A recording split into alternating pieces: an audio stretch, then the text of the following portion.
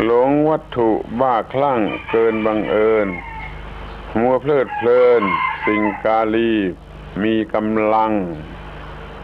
กลับมาเถิดศีลธรรมกลับมาเถิด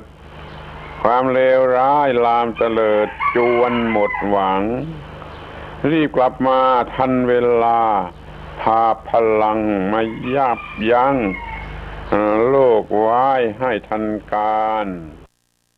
บ้านนี้มีแต่คนถือศีลที่นี่เป็นถิ่นของคนมีศรัทธานอกจากมีชาติเรายังมีศาสนารักษาศีลห้าคือหมู่บ้านของเราเรียกเอาความเมตตามาเสริมและริเริ่มสู้งานหนักเบารักเดียวใจเดียวซื่อสัตย์คำเราชีวิตไม่เมาเพราะมีสติปัญญาหมู่บ้านนี้มีแต่คนถือศีลที่นี่เป็นถิ่นของคนมีศรัทธานอกจากมีชาติเรายังมีศาสนารักษาศีลห้าคือหมู่บ้านของเรารักในหลวงห่วงลูกหลานร่วมกันต้านสิ่งไม่ดีไม่เอาหมู่บ้านศีลห้าของเราอย่าให้อายเขาต้องช่วยกันรักษาหมู่บ้านนี้มีแต่คนถือศีลที่นี่เป็นถิ่นของคนมีศรัทธานอกจากมีชาติเรายังมีศาสนารักษาศีลห้าคือหมู่บ้านของเรานอกจากมีชาติเรายังมีศาสนารักษาศีลห้าคือหมู่บ้านของเราข่าวสารเพื่อการประชาสัมพันธ์ด้วยทางวัดพระธาตุดอยอุกแก้วจามเทวีตำบลฮอดอำเภอฮอดจังหวัดเชียงใหม่จัดงานทำบุญบรรจุเสาหลักเมืองฮอดถวายเจดีย์และพญานาคระหว่างวันที่ 21 ถึง 23 กุมภาพันธ์ พุทธศักราช 2559 ณ วัดพระธาตุดอยอุกแก้วจามเทวี 21 กุมภาพันธ์ 20:30 นาทีพิธีสวดเบิกเทศนาธรรมและก็สวดมนต์สัน 22 กุมภาพันธ์ 7:30 นาทีทำบุญตักบาตรถวายเจดีย์ 9:30 นาทีมีขบวนแห่ช้างม้าและเสาหลักเมืองฮอดรอบเมืองฮอดใหม่บ้านท่าข้าม 13:40 นาทีมีขบวนแห่ช้างม้าและเสาหลักเมืองฮอดรอบเมืองฮอดเก่าบ้านแควมะกอกบ้านแพะดินแดง 20:50 นาทีมีมหรสพสมโพธิซอปีพาทย์กลองวงตลอดงาน 23 กุมภาพันธ์ 2559 7:30 นาทีทำบุญตักบาตร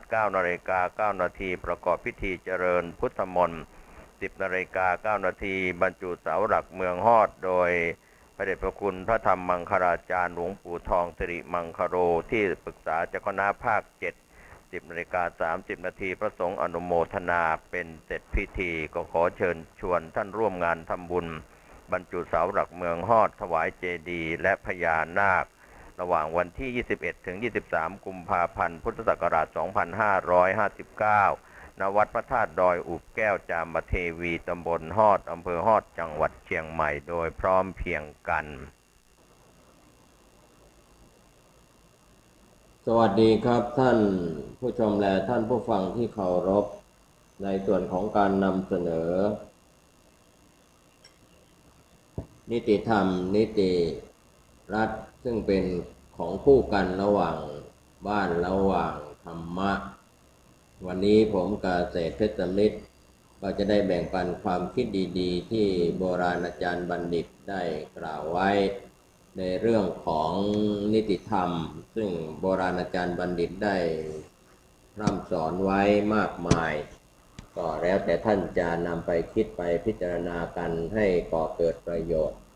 กับท่านผู้ฟังให้มากที่สุดเท่าที่จะมากได้การให้เป็นยาเสน่ห์ ความตระหนี่เป็นยาเกลียดชังการให้เป็นยาบำรุงเกียรติยศความตระหนี่เป็นยาโดดเดี่ยวครับคำสอนนี้โบราณอาจารย์บัณฑิตที่กล่าวย้ำให้เห็นว่าการให้ทำให้ร้ายครับในส่วนที่การให้เราเป็นผู้เสียสละก็จะทำให้เรื่องร้ายกลายเป็นเรื่องดีทำให้ความเกลียดชังก็ให้กลายเป็นความรักใคร่ทำให้คนไร้น้ำใจให้กลายเป็นคนมีน้ำใจทำคนชอบดูถูกดูหมิ่นให้กลายเป็นคนรู้จักยกย่องสรรเสริญทำความขัดข้องให้กลายเป็นความสะดวกคล่องแคล่วทำคนเห็นแก่ตัวให้กลายเป็นคนเอื้อเฟื้อเผื่อแผ่ทำคนที่ไร้ญาติขาดมิตรให้กลายเป็นคนที่เพียบพร้อมด้วยญาติมิตรแล้วก็บริวารทำให้ความลังเลนั้นหายไปมีการตัดสินใจได้ท่านจึงกล่าวไว้อยู่เสมอว่าการให้เป็นยาเสน่ห์เป็นมหานิยมใครๆก็ชอบผู้ให้จะไปไหนมาไหนก็มีคนนับหน้าถือตาความตระหนี่นั้นเป็นยาพิษทำให้คนเกลียดชังไม่มีใครชอบคนขี้เหนียวเห็นแก่ได้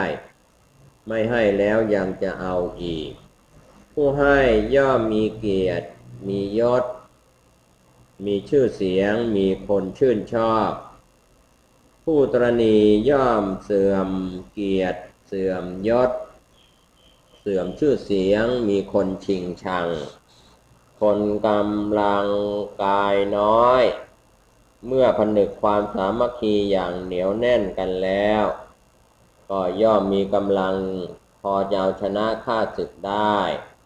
ดุจเชือกที่ฟันด้วยหญ้ายังใช้ล่ามช้างได้ความสามัคคีกับเชือกหญ้าบ่งบอกถึงความเหนียวแน่นไม่มีสิ่งใดจะมาทำให้ขาดสะบั้นลงได้คนมีกำลังกายน้อยถึงจะมีจำนวนมากก็ไม่สามารถทำอะไรได้ยกของหนักยังไม่ขึ้นยิ่งจะให้ไปสู้รบปรบมือกับข้าศึกศัตรูแล้วมีแต่จะถูกข้าศึกศัตรูตีให้แตกกระเจิดกระเจิงวิ่งหนีแทบไม่ทันแต่เมื่อรวบรวมและผนึกกำลังกันไว้ย่อมมีกำลังที่แข็งแกร่งดูน่าเกรงขามสามารถข่มขู่ข้าศึกหรือสามารถรบเอาชนะข้าศึกได้หญ้าหรือฟางไม่เหนียวแน่นพอจะให้ผูกหรือล่ามสัตว์ไว้ได้แต่เมื่อนำมาฟั่นเข้ากันเป็นเส้นใหญ่แล้วก็ย่อมมีความเหนียวแน่นพอที่จะใช้ผูกหรือล่ามสัตว์ได้แม้แต่ช้างตัวโตตัวใหญ่สังคมควรมีความสามัคคีกันที่จะร่วมมือร่วมใจกันอันนี้ก็เป็นข้อคิดครับในข้อนิติธรรมในเรื่องของสิ่งที่อาจจะเปราะบางแต่ว่าเมื่อรวบรวมเป็นพลังอันสำคัญก็จะก่อเกิดประโยชน์เพื่อนไม่มีความสามารถถึงจะสำแดงเดชก็จะทำอะไรได้ก็เหมือนไฟที่ตกอยู่ในที่ปราศจากลมก็ย่อมดับไปเองกิจการใดที่เราทำคนเดียวให้สำเร็จไม่ได้ต้องหาเพื่อนผู้มีความสามารถมาช่วยทำยิ่งเป็นกิจการที่มีความสำคัญมากยิ่งต้องเลือกเฟ้นหาเพื่อนที่มีความสามารถสูงมาช่วยทำแต่เพื่อนส่วนใหญ่มักจะโอ้อวดว่าตนเก่งมีความสามารถด้วยกันทั้งนั้นทำคุยโวโอ้อวดทำท่าทางฮึกฮักให้ดูเหมือนเก่งแต่พอเอาเข้าจริงๆกลับทำอะไรไม่เป็นไม่ได้บัณฑิตท่านจึงกล่าวไว้ว่าเมื่อไม่มีความสามารถแม้จะทำท่าสำแดงเดชสักเพียงใดก็ตามก็ไม่สามารถจะช่วยใครทำอะไรให้สำเร็จได้ ดุจไฟแม้จะลุกโชติช่วงสำแดงเดชให้หน้าหวาดหวั่นสะพรึงกลัวสักเพียงใดก็ตามแต่เมื่อตกไปอยู่ในที่ไม่มีลมหรือในที่สุญญากาศแล้วย่อมไม่สามารถลุกไหม้อะไรได้มีแต่จะค่อยๆดับไปเองเท่านั้นการจะทำกิจการใดก็ควรเฟ้นหาคนมีความสามารถช่วยทำจึงจะสำเร็จได้ไม่ว่าเวลาหรือว่าการไหนๆราชสเวกไม่พึงใช้เครื่องอุปโภคบริโภคเท่าเทียมพระราชาไม่พึงวางท่าเรียนเสียงใช้ดอกไม้เครื่องหอมเครื่องประเทืองผิวเสื้อผ้าหรือเครื่องประดับให้เทียมเท่าพระราชาครับท่านผู้ฟังและท่านผู้ชมครับไม่ว่าสมัยใดๆราชสเวกอย่าได้ใช้เครื่องอุปโภคบริโภคเช่นพระราชาคือหมายถึงว่าเป็นข้าราชบริพารแต่ก็ไม่ควรจะใช้เครื่องอุปโภคบริโภคเช่นพระราชามหากษัตริย์ไม่ควรวางกิริยาท่าทางให้เหมือนพระราชาไม่ควรเรียนเสียงให้เหมือนพระราชาไม่ควรใช้ดอกไม้ชนิดเดียวกับที่พระราชาทรงโปรดไม่ควรใช้เครื่องหอมเหมือนกับพระราชาไม่ควรใช้เครื่องประทินผิวอย่างเดียวกับพระราชาไม่ควรสวมใส่เสื้อผ้าที่มีสีสันลวดลายเดียวกันกับพระราชาไม่ควรสวมใส่เสื้อผ้าที่มีสีสันเดียวกันแล้วก็ไม่ควรใช้เครื่องประดับมงกุฎสร้อยแหวนรองเท้าเข็มขัดหรือเครื่องประดับชนิดอื่นให้เหมือนกับพระราชาเพราะถือว่าเป็นการหมิ่นพระบรมเดชานุภาพหรืออาจถูกมองว่าจะวางแผนโค่นล้มราชบัลลังก์หรือมีข้าศึกศัตรูจู่โจมเข้าประชิดอาจจะผิดตัวไปเช่นนำไปฆ่าให้สิ้นชีวิตได้ข้าราชบริพารควรตระหนักแก่ใจอยู่เสมอว่าพระราชาไม่ใช่สหายของเราพระองค์ท่านเป็นเจ้าชีวิตของเราข้าราชบริพารแม้จะมีความคุ้นเคยใกล้ชิดสนิทสนมกันเพียงใดก็ตามต้องตระหนักแก่ใจไว้เสมอว่าพระองค์ท่านไม่ใช่เพื่อนรักไม่ใช่เพื่อนเล่นไม่ใช่เพื่อนเที่ยวไม่ใช่เพื่อนปรับทุกข์ไม่ใช่เพื่อนที่จะฟังความลับส่วนตัวไม่ใช่เพื่อนที่จะหยิบยืมของใช้ได้ไม่ใช่เพื่อนที่จะแบ่งปันของกินของใช้กันได้ไม่ใช่เพื่อนที่หยอกล้อเล่นหัวกันได้ไม่ใช่เพื่อนที่จะพูดตลกโปกฮากันได้ไม่ใช่เพื่อนที่จะชวนไปไหนมาไหนได้ไม่ใช่เพื่อนที่จะเข้านอกออกในตามอำเภอใจได้ไม่ใช่เพื่อนที่จะนั่งเคียงคู่กันได้ไม่ใช่เพื่อนที่จะกลั่นแกล้งเล่นกันได้พระราชาได้ชื่อว่าเจ้าเหนือหัวเป็นเจ้าฟ้าเจ้าแผ่นดินเป็นเจ้านายผู้สูงศักดิ์เป็นสมมุติเทพเป็นผู้ที่ชาวเมืองเขาให้ความเคารพยกย่องเทิดทูนไว้ล้นเกล้าล้นกระหม่อมเมื่อเข้าเฝ้าควรระมัดระวังกิริยามารยาทคำพูดคำจาในใจก็ต้องจงรักภักดีเพราะพระองค์ท่านคือเจ้าชีวิตเสวกเข้าเฝ้าพระราชาไม่ควรนั่งไกลเกินไปนั่งใกล้เกินไปนั่งเหนือลมนั่งตรงพระพักตร์นั่งในที่ต่ำเกินไปนั่งในที่สูงเกินไปควรเว้นที่มีโทษ6ประการแล้วเข้าเฝ้าด้วยความระมัดระวังเหมือนเข้าใกล้ไฟฉะนั้นเมื่อจะเข้าเฝ้าพระเจ้าอยู่หัวต้องศึกษาวิธีและธรรมเนียมดีแล้วจึงควรเข้าเฝ้าเช่นต้องเว้นสถานที่ไม่สมควร6อย่างคืออติทูเรเข้าเฝ้าห่างเกินไปเมื่อจะกราบทูลสิ่งใด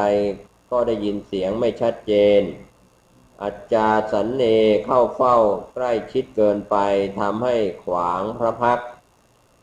อุปาวาตเกเข้าเฝ้าทิศเหนือลมอาจมีกลิ่นกายรบกวนพระองค์ได้อุชุเกเข้าเฝ้าตรงพระพักตร์กีดขวางทางเสด็จพระราชดำเนิน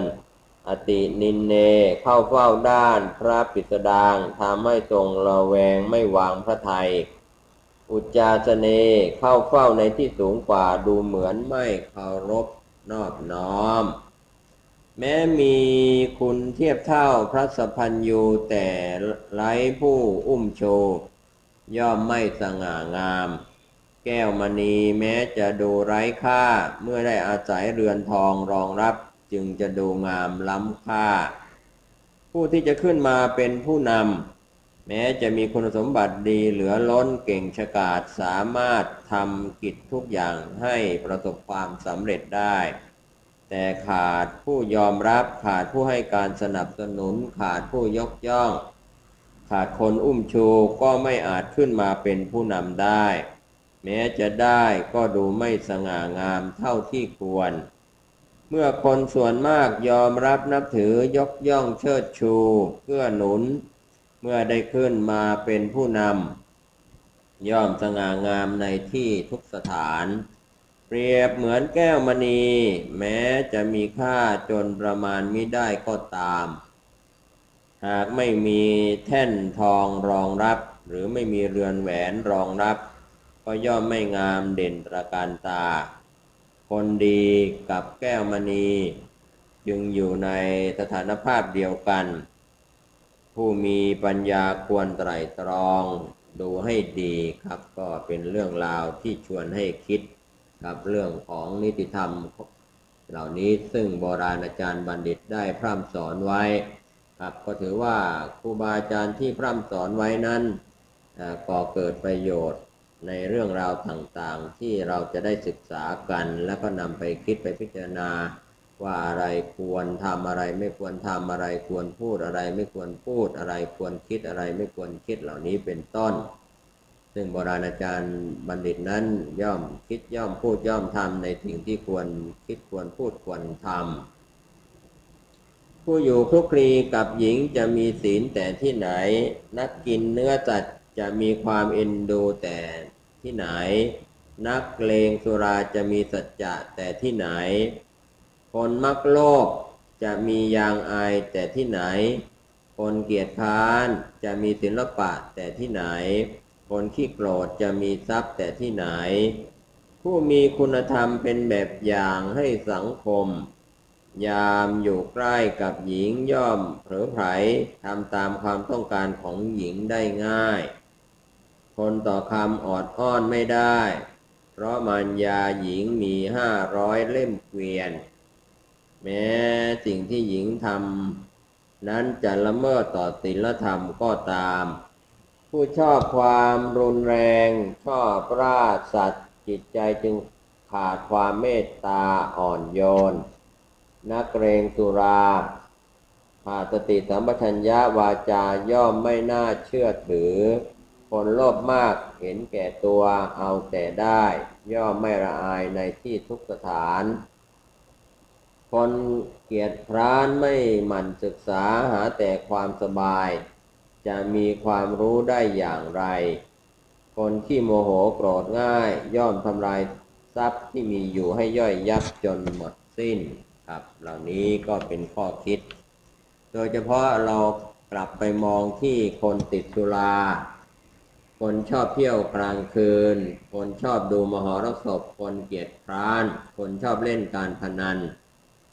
คนชอบคบคนชั่วเป็นมิตรล้วนเป็นเหตุเสื่อมทรัพย์ทั้งหมดทั้งสิ้น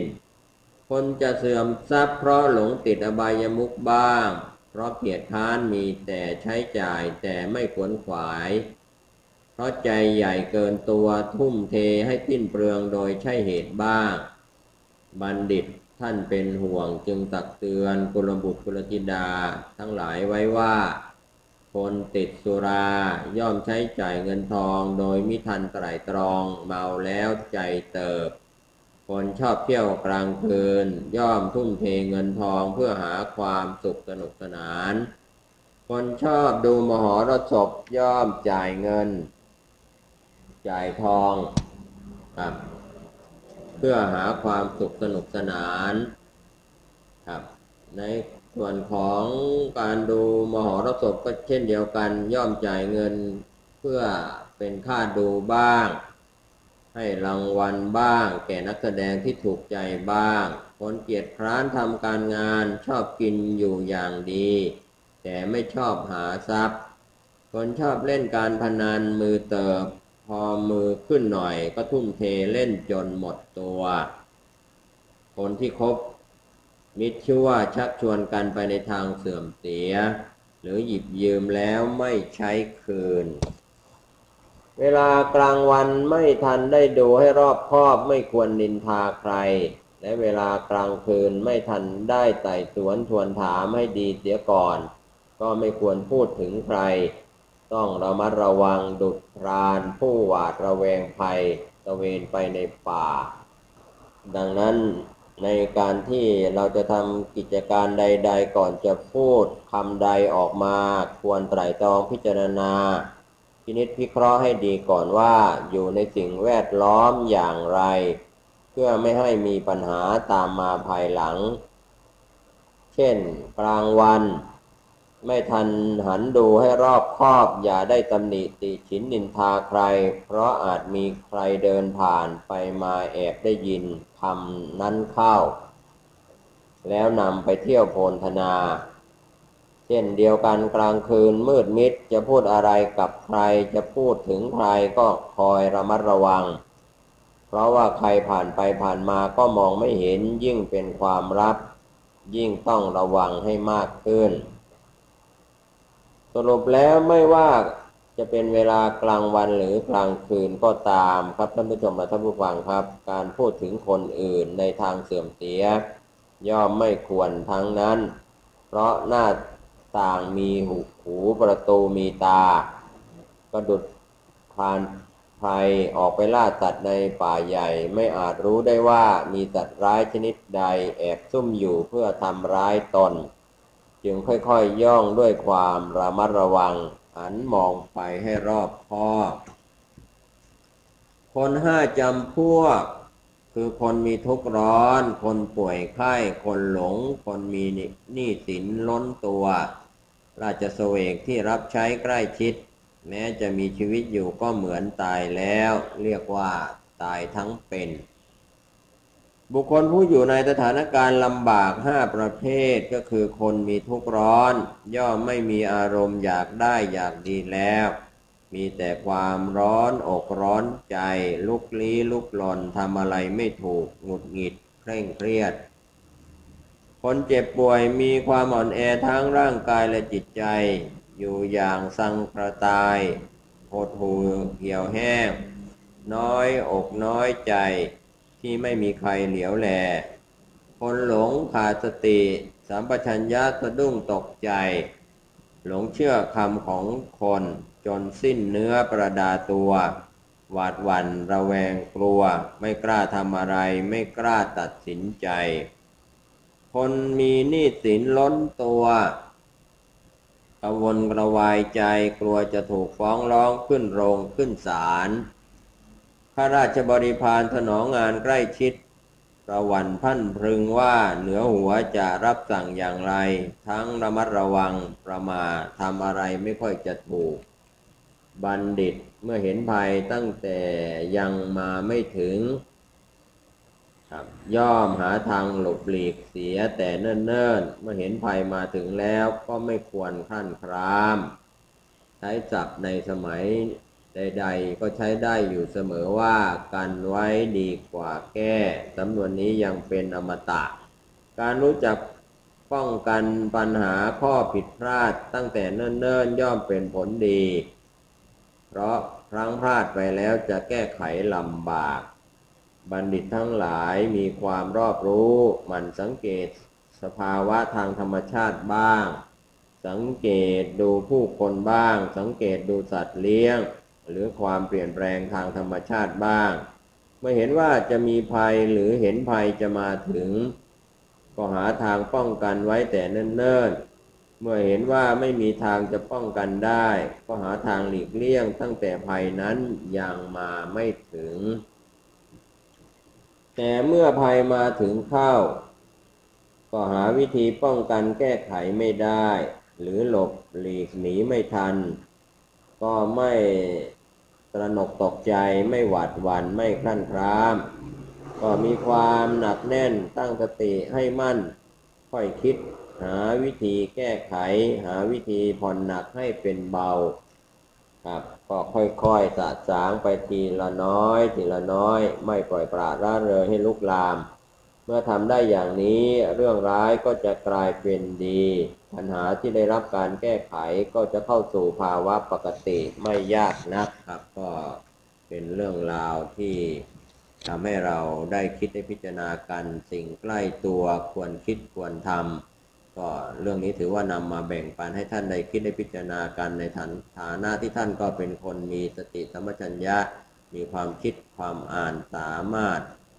คิดได้ทำได้คนชอบนอนคนประมาทคนมีความสุขแล้วคนมีโรคประจำตัวคนเกียจคร้านคนโลภมากคนชอบทำแต่งานคนเจ็ดจำพวกเหล่านี้เป็นผู้ไม่สำเร็จการเล่าเรียนคัมภีร์อาจารย์จะสอนเก่งสักปานใดก็ตามคนเจ็ดจำพวกนี้ก็ไม่อาจจะเรียนศิลปวิทยาให้สำเร็จได้นิทาลุกะคนชอบง่วงเหงาหาวนอนไปที่อื่นไม่หลับแต่พอเข้าห้องเรียนกลับเอาแต่หลับอาจารย์สอนจนเสียงแหบแห้งก็ไม่รู้สึกปมัตตะคนประมาทในศิลปวิทยาว่าไม่รู้จะเรียนไปทำอะไรสุขัตตะคนมีความสุขดีแล้วไม่ต้องดิ้นรนจึงไม่เอาใจใส่การเรียนโลคะคนมีโรคประจำตัวเดี๋ยวเจ็บป่วยทำให้ขาดเรียนอยู่บ่อยๆอรสะคนเกียจคร้านไม่กระตือรือร้นไม่ห่วงอนาคตแล้วแต่จะเป็นมหิจฉาคนละโมบโลภมากคิดหาแต่ทางจะได้โน่นจะได้นี่ก็ไม่ได้สนใจเรียนกัมมารามะคนชอบจัดชอบทำอยู่เฉยไม่เป็นห่วงนั่นห่วงนี่ครับก็ถือว่ามีสิ่งที่จะต้องพิจารณาการเรียนไม่สำเร็จอาจารย์จะสอนก็ต้องพิจารณาดูลาภครับคำว่าลาภะแปลว่าลาภแปลว่าสิ่งที่จะได้เชิญไปสู่คนจนคนรวยเขามีลาภเต็มแล้วฝนก็เชิญไปตกบนบกทะเลมีน้ำเต็มอยู่แล้วความจริงหาเป็นดังนี้ไม่จะต้องเป็นไปตามกรรมความปรารถนาของแต่ละบุคคลย่อมแตกต่างกันไปครับท่านผู้ชมและท่านผู้ฟังครับบางครั้งก็สมหวังบางครั้งก็ผิดหวังบางคราวรู้สึกว่าผู้ต้องการมักไม่ได้ผู้ไม่ต้องการมักจะได้คนยากจนมีความต้องการทรัพย์ต่อสู้พยายามด้วยความลำบากแทบล้มประดาตายทั้งอดออมทั้งขยันพอหามาได้บ้างก็มีเรื่องจำเป็นรีบด่วนต้องใช้จ่ายส่วนคนรวยมีทรัพย์ล้นฟ้าทำอะไรนิดอะไรหน่อยก็ได้เงินเป็นกอบเป็นกำค้าขายก็ได้กำไรดีอยู่เฉยๆก็ได้ดอกเบี้ยชาวนาตั้งหน้าตั้งตาเฝ้ารอว่าเมื่อไหร่ฝนจะตกลงมาให้ได้ทำนายิ่งรอก็ยิ่งหายฝนกลับไปตกกลางทะเลซึ่งมีน้ำเต็มเปี่ยมอยู่แล้วที่ดอนฝนไม่ตกแต่ไปตกในที่ลุ่มครับก็เป็นส่วนที่ที่ต้องการไม่ตกครับก็ถือว่าเพราะกรรมที่เคยทำมาก็เป็นส่วนหนึ่งซึ่งนำมาแบ่งปันบอกเล่าให้กับท่านผู้ฟังและท่านผู้ชมในส่วนของข้อคิดหลักธรรมในวันนี้ผมกเกษตรเพชรมิตรได้แบ่งปันความคิดดีๆมาสู่ท่านผู้ฟังเวลาของรายการหมดลงก็ขอเชิญชวนท่านทั้งหลายติดตามศึกษาได้ในคราวครั้งต่อไปสำหรับวันนี้ขอทุกคนทุกท่านประสบสุขและโชคดีสวัสดีครับสวัสดีครับท่านผู้ชมและท่านผู้ฟังที่เคารพ การแบ่งปันความคิดดีๆในรายการธรรมะวันนี้ผมกาเศรษฐ์เพชรสำริดก็จะได้นำคำที่โบราณอาจารย์บัณฑิตสั่งสอนไว้จากอดีตครับที่มีมายาวนานที่คนรุ่นใหม่ชอบกล่าวกันอยู่เสมอว่าคำกล่าวของคนโบราณไม่ทันสมัยแต่ความจริงแล้วธรรมะนั้นทันสมัยทุกยุคทุกสมัยไม่ว่าจะสมัยใดๆก็ถือว่าเราท่านผู้ฟังที่รู้สองน้องรู้หนึ่งก็แบ่งปันกันที่จะช่วยกันคิดพิจารณาเพื่อจะนำไปสู่การประพฤติปฏิบัติให้เกิดขึ้นกับตัวตนและก็กลุ่มคนในสังคมของเราที่จะได้ร่วมด้วยช่วยกันนะครับที่จะได้ทำให้สังคมนี้เป็นสังคมที่อยู่อย่างสันติคือความสุขและก็ความสงบเมื่อทำกิจการงานใดๆเสร็จแล้วครับท่านผู้ชมและท่านผู้ฟังครับจะต้องผู้มองเห็นผลงานหรือไม่ก็ตามควรทำกิจทั้งปวงให้เสร็จสิ้นอย่าให้ข้างค้างครับคนในโลกนี้ต่างก็ดิ้นรนทำงานเพื่อหาเลี้ยงชีพบางคนก็ทำงานอิสระส่วนตัวบางคนก็เป็นลูกจ้างบางคนก็อยากจะแสดงผลงานของตัวเองออกมาให้เป็นที่รู้จักขับของคนในสังคมในบ้านในเมืองเพราะฉะนั้นเรื่องนี้ถือว่ามีความหมายสำหรับคนทำงานก็หวังผลงานเป็นเครื่องเชิดชูผลงานให้ดีเด่นครับก็ถือว่าผลงานนั้นสำคัญก็จะต้องเชิดชูเรื่องของผลงานดังนั้นเมื่อปฏิบัติงานเสร็จแล้วไม่มีใครชมหรือให้ความสำคัญก็น้อยเนื้อต่ำใจอย่างนี้ไม่ใช่นักทำงานนักทำงานนั้นจะต้องทำงานด้วยความ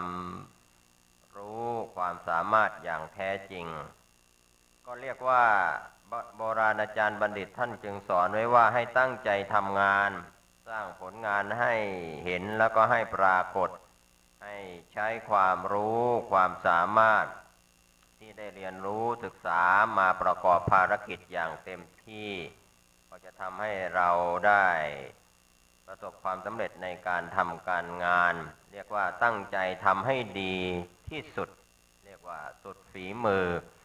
เมื่อสุดฝีมือแล้วงานใดที่ต้องประสานกับหน่วยงานอื่นก็ให้รีบติดต่อติดตามงาน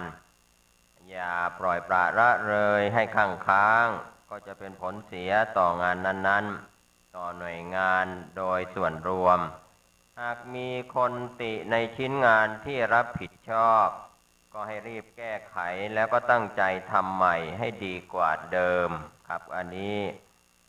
อย่าหวังไว้ก่อนว่าจะตั้งใจทำเพื่อให้คนเห็น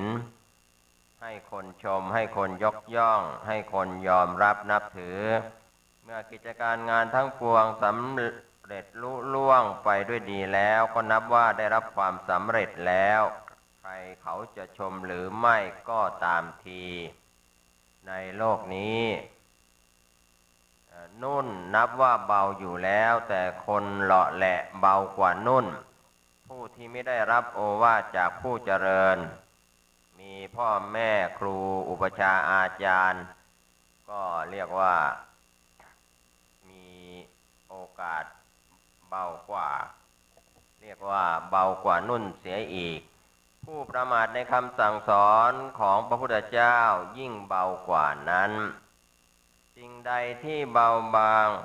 ย่อมล่องลอยไปได้ง่ายไม่หนักแน่นบังคับไม่อยู่นุ่นหรือสำลีก็เช่นเดียวกันเมื่อพิจารณาตามเหตุตามผลแล้วนุ่นและสำลีนั้นก็ถือว่าเบากว่าวัตถุที่เบาที่สุดที่มองเห็นได้ด้วยสายตาคนเลาะแหละเหลวไหลจิตใจไม่มั่นคงไม่เป็นตัวอย่าง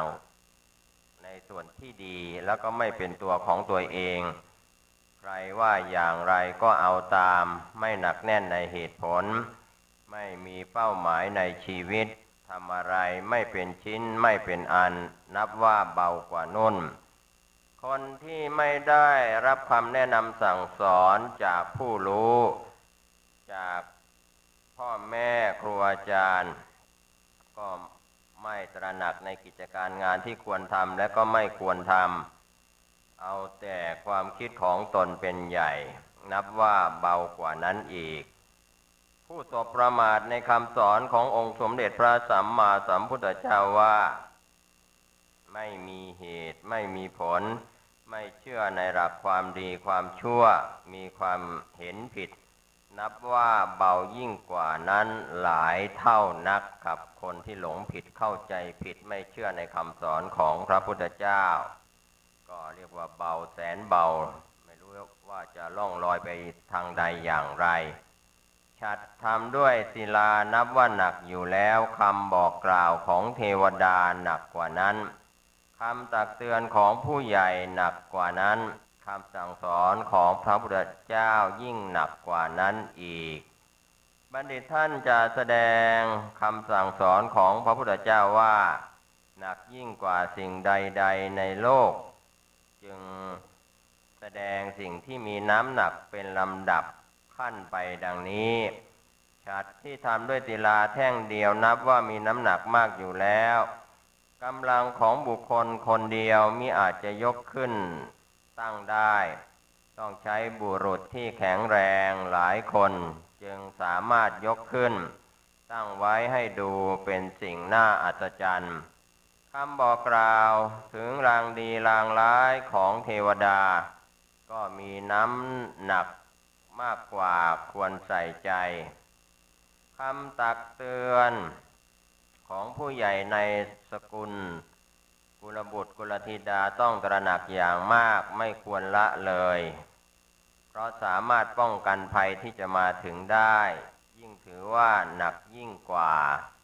คำสั่งสอนของพระพุทธเจ้าที่ให้ละเว้นจากบาปอกุศลให้เจริญ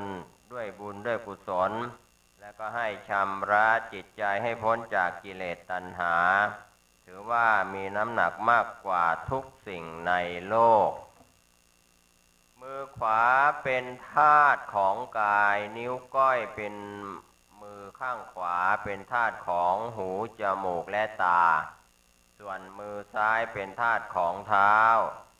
การบริหารร่างกายไม่ว่าจะดื่มน้ำกินอาหารสวมใส่เสื้อผ้าอาบน้ำชำระร่างกายถูตัวบีบนวดยามปวดเมื่อยล้วนแต่ใช้มือข้างขวาเป็นหลักสำหรับคนถนัดซ้ายก็ใช้มือซ้ายบ้างท่านจึงกล่าวว่ามือขวาเป็นธาตุของกายนิ้วก้อยของมือข้างขวานั้นก็รับภาระหนักพอกันไม่ว่าคนจะแคะขี้หูขี้มูกในรูจมูกขี้ตาก็ล้วนแต่ใช้นิ้วก้อยข้างขวาทั้งนั้นท่านจึงกล่าวไว้ว่านิ้วก้อยข้างขวาเป็นธาตุของตาหูและก็จมูกส่วนมือซ้ายก็เป็นธาตุของเท้าเมื่อมือข้างขวารับภาระหนักจับถือของทุกอย่างแล้วเวลาจะสวมรองเท้าบุคคลจึงใช้มือข้างซ้ายดังนั้นท่านจึงกล่าวว่ามือซ้ายเป็นธาตุของเท้าคนในโลกส่วนใหญ่ล้วนเป็นเช่นนี้หากบริหารร่างกายด้วยการใช้มือผิดไปจากที่กล่าวมานี้ก็อาจจะดูเกะกะเก้งก้างไม่สะดวกนักท้าวกุเวนรักษาที่กลางใบพลูยักษ์รักษาก้านภูนางกาลกิณีรักษาที่ปลายใบฉะนั้นเมื่อจะกินพลูควรเด็ดก้านเด็ดปลายออกเสียก่อนสิริมงคลก็จะยิ่งเจริญคนแก่คนเฒ่าสมัยโบราณท่านบริหารฟันให้แข็งแรงด้วยการกินหมากเคี้ยวพลูท่านเหล่านั้นก็มีความเชื่อถือท้าวกุเวนซึ่งเป็นเทพเจ้าที่มีรูปร่างหน้าตาอัปลักษณ์เป็นท้าวโลกบาลที่รักษาประตูทางทิศเหนือและ และคนโบราณก็นิยมปลูกพลูไว้ทางทิศเหนือของเรือนก็เข้าใจว่ากลางใบพลูนั้นมีท้าวกุเวละสถิตรักษาอยู่ก้านพลูนั้นมียักษ์ที่โมโหใจร้ายสถิตรักษาอยู่ปลายใบพลูก็มีนางกาลกิณีซึ่งเป็นเทพธิดามารสถิตรักษาอยู่เมื่อจะกินพลูทุกครั้งต้องเด็ดก้านเด็ดปลายทับกลางใบก่อนเพื่อทำลายฤทธิ์ของเทพเจ้าเหล่านั้นจึงจะดีเป็นสิริมงคลหากไม่ทำดังนั้นเทพเจ้าเหล่านั้นก็จะแสดงฤทธิ์ทำให้ปากพองไหม้เจ็บแสบหรือฟันหลุดไปได้นี่คือความเชื่อของคนสมัยโบราณท้าวมหาพรหมรักษากระดานชนวนท้าววิษณุรักษาพระคัมภีร์ไตรเวท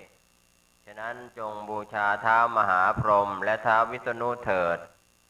เทพท้าวทั้งสองจะนับถือผู้คงแก่เรียน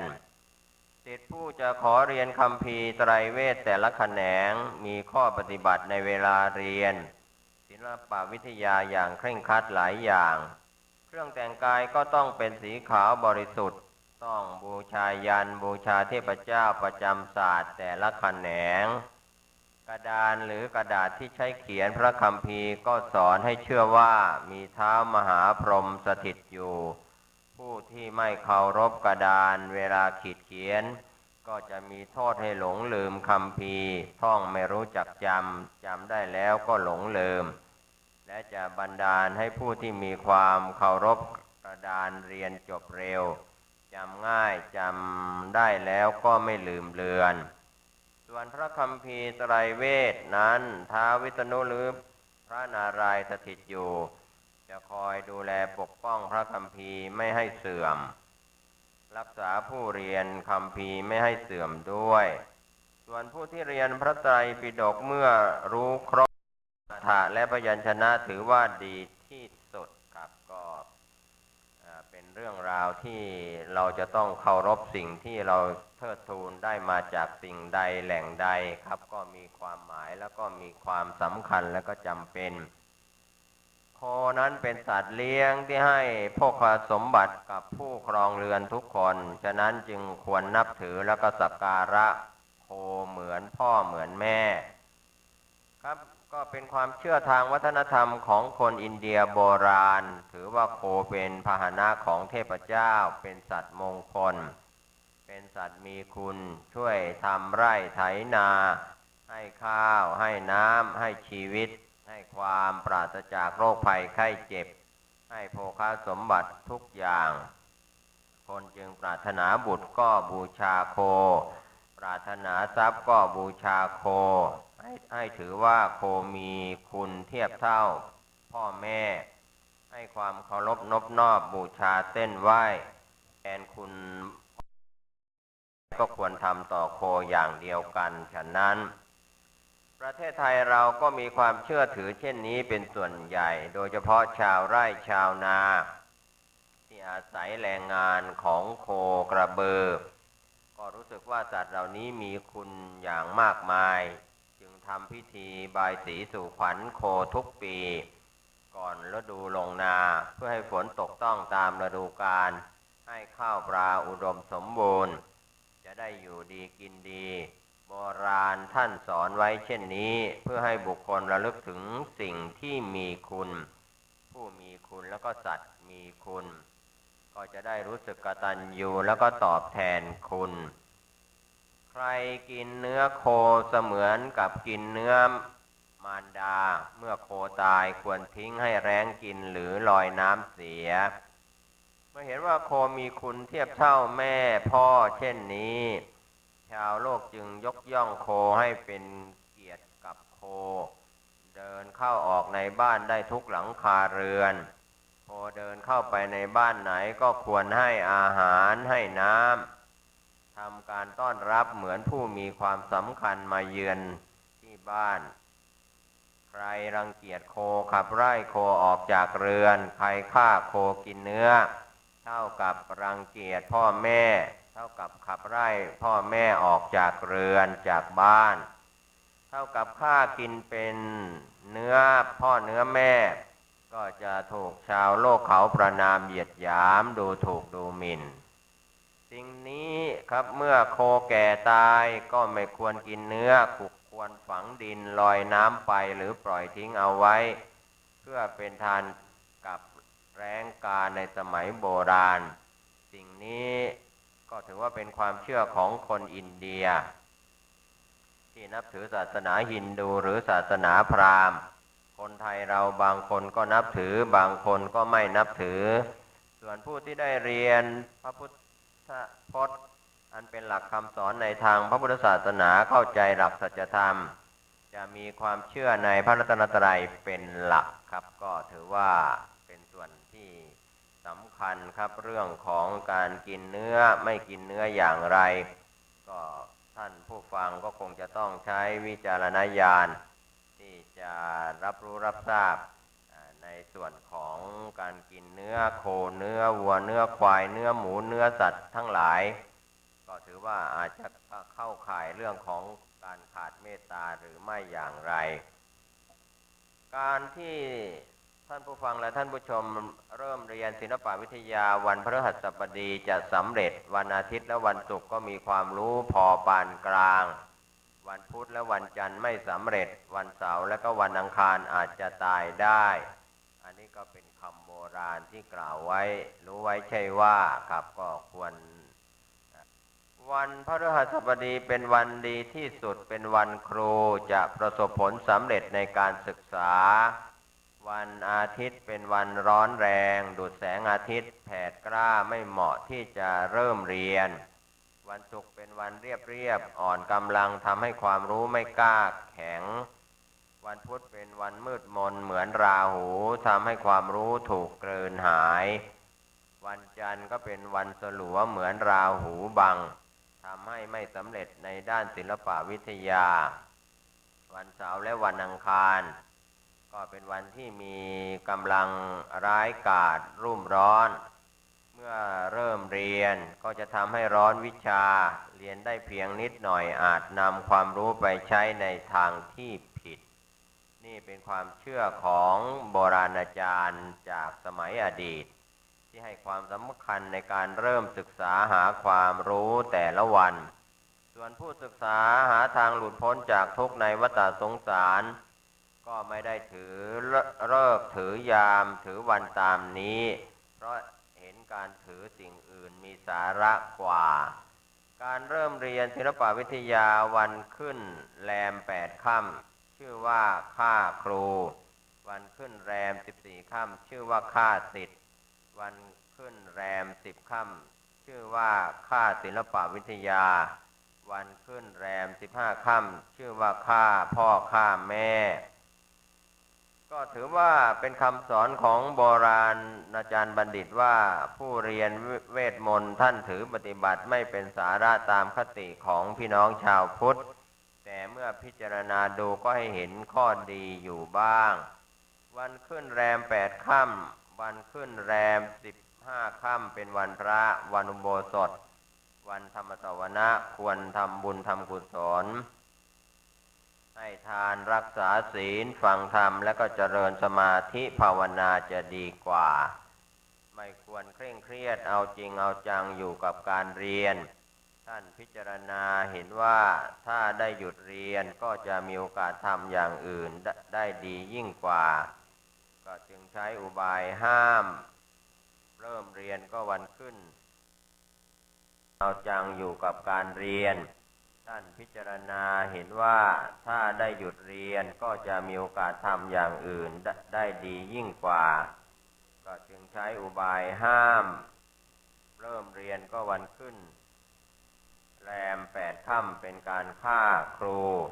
ส่วนวันขึ้นแรม14 ค่ำเป็นวันโกนก็ให้หยุดเรียนจะได้ตระหนัก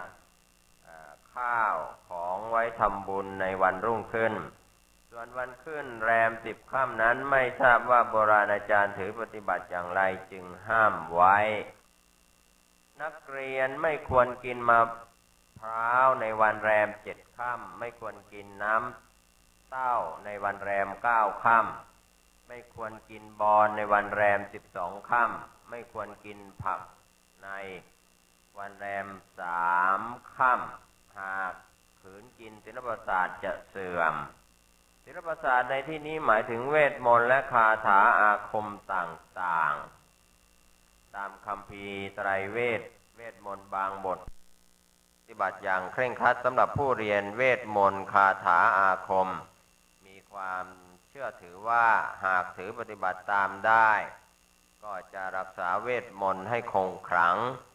หากปฏิบัติตามไม่ได้เวทมนต์และคาถาอาคมก็จะเสื่อมส่วนพุทธมนต์ไม่มีอะไรแสลงกินได้ทุกอย่างเพราะพุทธมนต์ไม่เป็นไปเพื่อความขลังหรือเพื่อราบสักการะอย่างทางโลกแต่เป็นไปเพื่อความเบื่อหน่ายคลายกำหนัดไม่ยึดมั่นเมื่อปราศจากกิเลสเพื่อความหลุดพ้นแล้วเพื่อมรรคผลและนิพพานซึ่งเป็นความปรารถนาสูงสุดของพี่น้องชาวพุทธพึงสละคนหนึ่งเพื่อประโยชน์ของตระกูลพึงสละตระกูลเพื่อประโยชน์ของหมู่บ้านพึงสละหมู่บ้านเพื่อประโยชน์ของตำบลพึงสละทั้งแผ่นดินเพื่อประโยชน์ของธรรมะคราวที่บ้านเมืองสงบมีความร่มเย็นเป็นสันติสุขผู้คนดำเนินชีวิตไปอย่างเรียบง่ายนักปราชญ์ราชบัณฑิตก็ทำหน้าที่เป็นผู้นำทางจิตใจแนะนำสั่งสอนให้ละเว้นจากความชั่วบำเพ็ญความดีเสียสละเพื่อประโยชน์สุขของส่วนรวมต่างมีความเอื้อเฟื้อเกื้อกูลและก็ไม่เบียดเบียนคุกคามกันคราวที่บ้านเมืองเดือดร้อนประสบภัยพิบัติต่างๆหรือมีโรคระบาดหรือถูกฆ่าศึกศัตรูเข้ามารุกรานก็มีความต้องการผู้เสียสละอาสาออกรบจำต้องสละคนหนึ่งเพื่อประโยชน์ของวงตระกูลหากร้ายแรงกว่านั้นก็ต้องสละตระกูลหนึ่งเพื่อประโยชน์ของหมู่บ้านสละหมู่บ้านหนึ่งเพื่อตำบลสละตำบลหนึ่งเพื่ออำเภอสละอำเภอหนึ่งเพื่อจังหวัดสละจังหวัดหนึ่งเพื่อประเทศชาติสละประเทศชาติหนึ่งเพื่อแผ่นดินพึงสละทั้งแผ่นดินเพื่อจันลงพระสัทธรรมไว้ครับก็เป็นส่วนที่เป็นการเสียสละเพื่อสละอย่างหนึ่งได้อย่างหนึ่งราชสีห์สัตบุรุษและช้างย่อมละทิ้งถิ่นฐานที่แห้งแล้งหนีไปส่วนกาคนชั่วมฤคะคือเนื้อย่อมทนอยู่รอความวิบัติในถิ่นนั้นผู้ที่มีภาวะเป็นผู้นำมีสติปัญญาและความสามารถเช่นสัตบุรุษราชสีห์และช้างหากถิ่นฐานที่อาศัยอยู่เกิดความแห้งแล้งทุรกันดารทุกข์ยากต่อการดำรงชีพจะไม่อยู่รอให้หายนะใหญ่มาถึงตนย่อมพาพวกพ้องเสาะแสวงหาถิ่นฐานที่อยู่แห่งใหม่ที่มีความเจริญและอุดมสมบูรณ์เหมาะแก่การตั้งหลักปักฐานดีกว่าส่วนผู้ขาดปัญญาอีกพวกหนึ่งเช่นกาและก็มฤคะสัตว์ประเภทกวางย่อมไม่มีความรู้ความเข้าใจที่จะแก้ไขสถานการณ์อันทุกข์ยากลำบากที่จะเกิดขึ้นในถิ่นฐานของตนแต่กลับทนรับสภาพจนในที่สุดก็เกิดภาวะความแร้นแค้นทำให้ชีวิตต้องสูญสิ้นไปเรื่องนี้ก็เป็นการเตือนสติของการอยู่ร่วมกับผู้นำถ้าได้ผู้นำที่ดีมีปัญญารอบรู้สังคมและประเทศชาติย่อมเจริญรุ่งเรืองหากผู้นำขาดประสิทธิภาพย่อมทำให้สังคมและประเทศชาติล่มจมอันนี้ก็ถือว่าเราก็ต้องดูสถานภาพของใครที่จะมาเป็นผู้นำในระดับไหนอย่างไรก็ฝากกันไว้ซึ่งเป็นนิติธรรมที่โบราณอาจารย์บัณฑิตได้นำมาพร่ำสอนวันนี้ผมเกษตรเพชรสำริดวิทยากรครับก็ได้แบ่งปันความคิดดีๆจากโบราณอาจารย์บัณฑิตพร่ำสอนไว้หวังว่าข้อคิดหลักธรรมที่เป็นนิติธรรมเหล่านี้จะก่อเกิดประโยชน์กับท่านผู้ฟังขอทุกคนทุกท่านได้ศึกษาธรรมะปฏิบัติธรรมเพื่อรักษาโลกนี้อยู่ด้วยคุณธรรม มีความสุขโดยทั่วหน้ากันสวัสดีครับ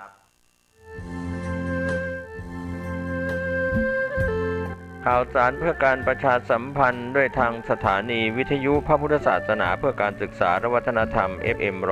104.50 เมกะเฮิรตซ์ของวัดฝายหินตำบลสุเทพอำเภอเมืองจังหวัดเชียงใหม่ร่วมกับวัดโลกโมลีนำธรรมะสัญจรสู่มวลชนในรายการศึกษาพระพุทธศาสนาตามพระไตรปิฎกดำเนินรายการโดยพันเอกธนเดชะและคณะทุกวันอาทิตย์เวลา 15 นาฬิกาถึง 17 นาฬิกา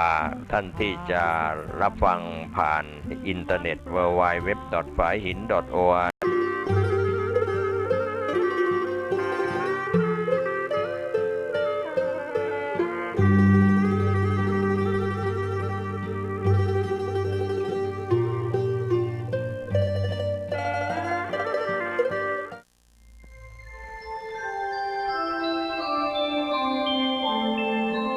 ขณะนี้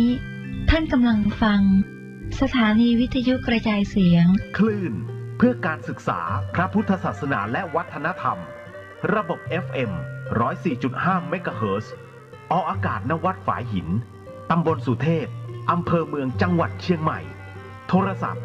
053-226-058-053-810-406-053-943-691ในยุคโลกกำมือเดียว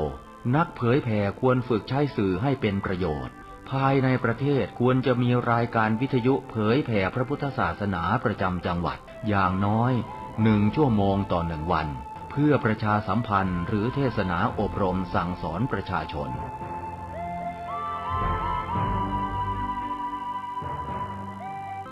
การใช้สื่อวิทยุจะเข้าไปถึงครัวเรือนได้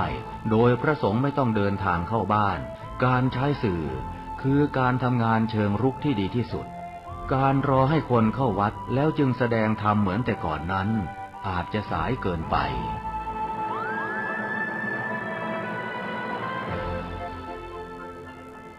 เราควรใช้สื่อนำธรรมะเข้าไปให้ถึงภายในบ้านโรงเรียนองค์กรต่างๆให้มากที่สุดการใช้สื่อจะทำให้ผ่อนแรงและประหยัดทั้งคนและเวลาเทศนาผ่านสื่อเพียงคนเดียวเสมือนเราเนรมิตนักเผยแผ่ได้เป็นหมื่นเป็นแสนนักเผยแผ่นั้น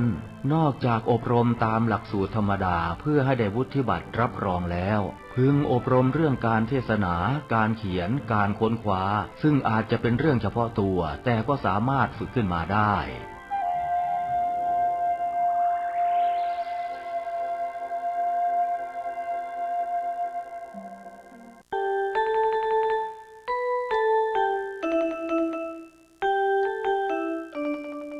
นิทานเรื่อง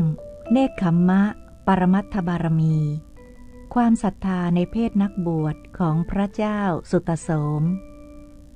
พระเจ้าพรหมทัตทรงเสวยสิริราชสมบัติในพระนครพาราณสีแคว้นกาสีพระโพธิสัตว์ทรงถือปฏิสนธิในพระครรภ์ของพระอัครมเหสี เมื่อประสูติแล้วมีพระชวีวันงามผ่องดุจทองพระพักตร์ดั่งจันทร์เพ็ญพระชนกจึงเฉลิมพระนามว่าโสมกุมารเมื่อเจริญพระชรรษาทรงใฝ่พระทัยในการศึกษาหาวิชาความรู้จึงได้พระนามเพิ่มเติมว่าสุตโสมต่อมาได้เสวยราชสมบัติแทนพระชนกนาถทรงปกครองอาณาประชาราษฎร์โดยธรรมสม่ำเสมอดำรงพระองค์อยู่ในทศพิธราชธรรมประชาชนอยู่เย็นเป็นสุขทั่วขอบขันธสีมาอาณาจักรวันหนึ่งพระองค์ได้ทอดพระเนตรเห็นเส้นพระเกศางอกจึงรับสั่งให้ประชุมพระบรมวงศานุวงศ์พราหมณ์ปุโรหิตเสนาอำมาตย์ข้าราชบริพารทั้งฝ่ายหน้าฝ่ายในพร้อมประชาชนชาวพระนครตรัสว่าท่านทั้งหลายเราขอบอกชาวเมืองมิตรอมาตย์และบริษัททั้งหลายว่าผมบนศีรษะของเรางอกแล้ว บัดนี้เราจะออกบวชละ มีผู้กราบบังคมทูลว่า ขอเดชะทำไมหนอใต้ฝ่าละอองธุลีพระบาทจึงตรัสความไม่เป็นมงคลแก่ข้าพระพุทธเจ้าทั้งหลายอย่างนี้ พระองค์ทรงปักพระแสงสอนลงบนอกของข้าพระพุทธเจ้าทั่วกันแล้ว พระชายาของพระองค์มีตั้ง700พระนางเหล่านั้นจักอยู่ได้อย่างไร ตรัสว่านางเหล่านั้นยังสาวอยู่ก็จะไปพึ่งพระราชาองค์อื่นต่อไป เมื่อพระชนกชนนีทราบก็ตกพระทัยเสด็จมาตรัสเตือนว่าพอสุตตโสมแม่เป็นแม่ของเจ้าได้ทำผิดอะไรหรือแม่กลายเป็นคนชั่วไปแล้วหรือแม่พร่ำเพ้อถึงเจ้าอยู่อย่างนี้เจ้าก็จะบวชให้ได้พอสุตตโสมแม่ออกเจ้ามาไม่ดีเสียแล้วหรือแม่พร่ำเพ้ออยู่เจ้าก็จะบวชให้ได้พระชนกตรัสเตือนว่าพอสุตตโสมธรรมนั้นชื่ออะไรการบวชคืออะไรเจ้าไม่ห่วงใยเราทั้งสองซึ่งแก่เท่าอย่างนี้เลยเจ้าจะทิ้งเราไปบวชอย่างนั้นหรือลูกชายลูกสาวของเจ้าก็หลายคนลูกเหล่านั้นยังเล็กนักยังไม่โตพอกำลังเฉาะเลาะน่ารักน่าใคร่ไม่เห็นหน้าพ่อเขาจะทำกันอย่างไรเขาจะต้องลำบากไปตามๆกันลองนึกดูสิพระเจ้าสุตตโสมกราบทูลว่าทูลกระหม่อมของลูกถึงหม่อมฉันจะอยู่ไปนานเท่าใดหม่อมฉันก็ต้องจากเขาไปจนได้และเขาก็ต้องพลัดพรากจากหม่อมฉันเช่นกันสิ่งทั้งปวงเป็นของไม่เที่ยงแท้แน่นอนพระชายาจึงกราบทูลว่าพระทัยของทูลกระหม่อมจะตัดขาดเชียวหรือเพคะไม่ทรงพระกรุณาหม่อมฉันเลยหรือเพคะยายเล่าทูลกระหม่อมจึงไม่ทรงอาลัยในหม่อมฉันและลูกน้อยบ้างเพคะหม่อมฉันกำลังร่ำไห้อยู่ทูลกระหม่อมยังขืนบวชหรือเพคะพระโพธิสัตว์ตรัสว่าใจของเราไม่ได้ตัดขาดและเราก็มีความกรุณาในเธอทั้งหลายอยู่เป็นนิจแต่เราปรารถนาสวรรค์เพราะฉะนั้นเราจึงต้องออกบวชพระอัครมเหสีผู้ทรงคันจวนประสูติกราบทูลว่าข้าแต่ทูลกระหม่อมจอมสุตตโสมหม่อมฉันเป็นมเหสีในพระองค์ได้ชื่อว่าทำชั่วเพราะเหตุใดเพคะทำไมหม่อมฉันพร่ำเพ้ออยู่อย่างนี้ทูลกระหม่อมก็มิทรงใยดีเลยจะทรงผนวดให้ได้ข้าแต่ทูลกระหม่อมหม่อมฉันผู้เป็นมเหสีชั่วแล้วก็แล้วไปเพราะเหตุใดเล่าทูลกระหม่อมจึงไม่ทรงใยดีต่อพระราชโอรสที่สถิตในครรภ์จวนจะประสูตินี้บ้างทูลกระหม่อมเอาแต่จะบวชท่าเดียวครรภ์ของหม่อมฉันจวนจะประสูติแล้วขอทูลกระหม่อมโปรดรอให้ประสูติก่อนเถอะเพคะอย่าให้หม่อมฉันต้องเป็นม่ายในเวลาประสูติเลยเพคะพระโพธิสัตว์ตรัสว่าพระครรภ์ของเธอนั้นแก่แล้วเธอจงประสูติพระโอรสมีผิวพรรณอันงดงามและจงมีความสำราญเถิดฉันจะออกบวชละแม่จันทราจ๋าเธอผู้มีหน้าที่ดังดอกมะลิเธออย่าได้ร้องไห้ไปเลยจงขึ้นปราสาทเสียเถิดฉันหมดห่วงใยแล้วฉันจะไปบวชละพระราชโอรสองค์ใหญ่เห็นพระชนนีกันแสงจึงทูลว่าเสด็จแม่ของลูกใครทำให้เสด็จแม่ทรงพิโรธเหตุไฉนหนอเสด็จแม่จึงทรงกันแสงทอดพระเนตรจ้องหน้าหม่อมฉันไม่วางพระเนตรพระประยุรญาติทั้งหลายคนไหนโปรดบอกมาหม่อมฉันจะฆ่าเสียตามรับสั่งพระนางตรัสว่าลูกรักของแม่ท ท่านผู้ใดเป็นจอมแผ่นดินทำให้แม่ต้องขุ่นเคืองใจท่านผู้นั้นเจ้าข้าไม่ได้หรอกพระชนกของลูกตรัสบอกแม่ว่าฉันหมดห่วงใยแล้วฉันจะไปบวชละพระเชษฐโอรสทรงรำพันว่าเมื่อก่อนเราเคยนั่งรถไปชมสวนจับช้างจับม้ามารบกันเมื่อพระชนกทรงผนวดแล้วทีนี้เราจะทำอย่างไรกันเล่าฝ่ายพวกเจ้าน้องพระองค์เล็กๆทูลพระชนกว่าเมื่อเสด็จแม่ของหม่อมชั้นทรงกันแสงอยู่ทั้งเจ้าพี่ก็ไม่ทรงยินยอมเอาละหม่อมชั้นจะยึดพระหัตถ์พระชนกไว้เมื่อหม่อมชั้นไม่ยินยอมพระชนกก็จะยังไปไม่ได้พระโพธิสัตว์ทรงเห็นว่าจะมีอันตรายจึงตรัสปลุกแม่นมว่าแม่นมจ๋าเชิญลุกขึ้นเถิดช่วยพาพวกลูกฉันไปเที่ยวเล่นในที่อื่นให้เธอเพลิดเพลินด้วยเถิดลูกฉันอย่าทำอันตรายฉันเลยฉันปรารถนาสวรรค์ฝ่ายมหาเสนากุตตะกราบทูลว่าพระคลังน้อยของพระองค์ก็ยังไพบูรณ์พระคลังใหญ่ก็ยังบริบูรณ์ปฐวีมณฑลของพระองค์ก็ทรงชนะแล้วขอพระองค์ทรงยินดีเถิดอย่าเพิ่งผนวดเลยขอเดชะพระโพธิสัตว์ตรัสว่าคลังน้อยของเราก็เต็มคลังใหญ่ก็เต็มเปี่ยมปฐวีมณฑลเราก็ชนะเด็ดขาดแล้วแต่เราจะละสิ่งนั้นออกไปบวชชนะท่านกุลพันธเศรษฐีกราบทูลว่าข้าพระพุทธเจ้ามีทรัพย์สินมากมายจนไม่สามารถจะนับให้ถ้วนได้ข้าพระพุทธเจ้าขอน้อมเกล้าถวายทรัพย์ทั้งหมดนั้น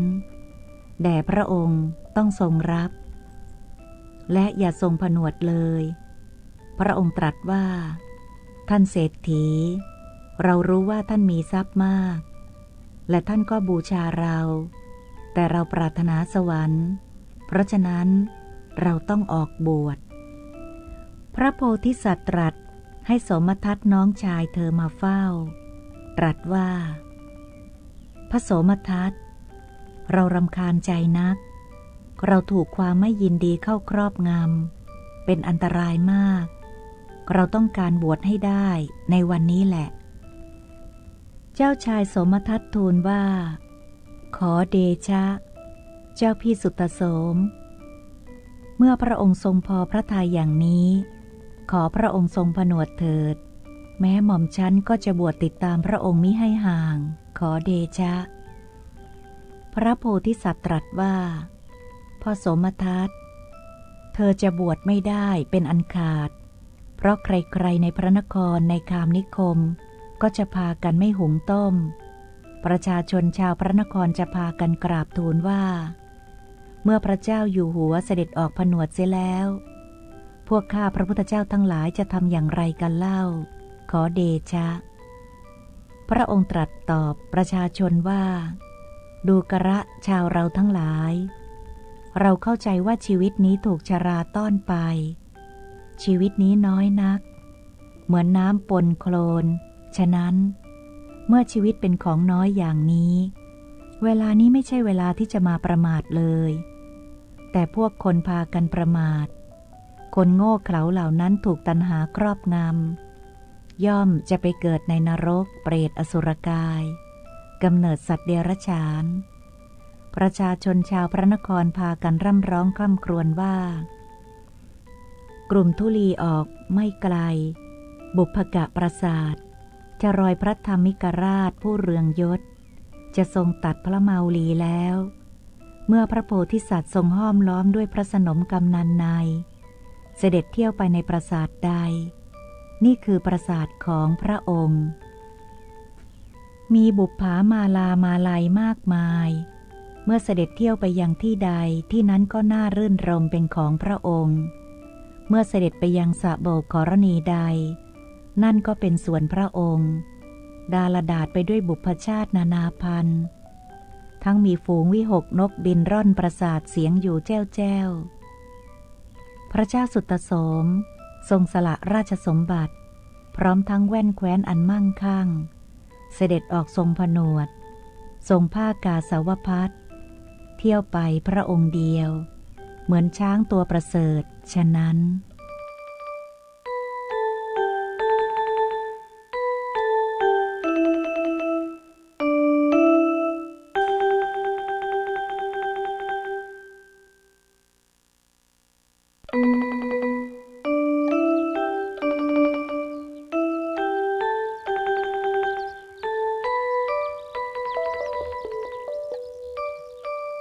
นิทานสร้างบารมี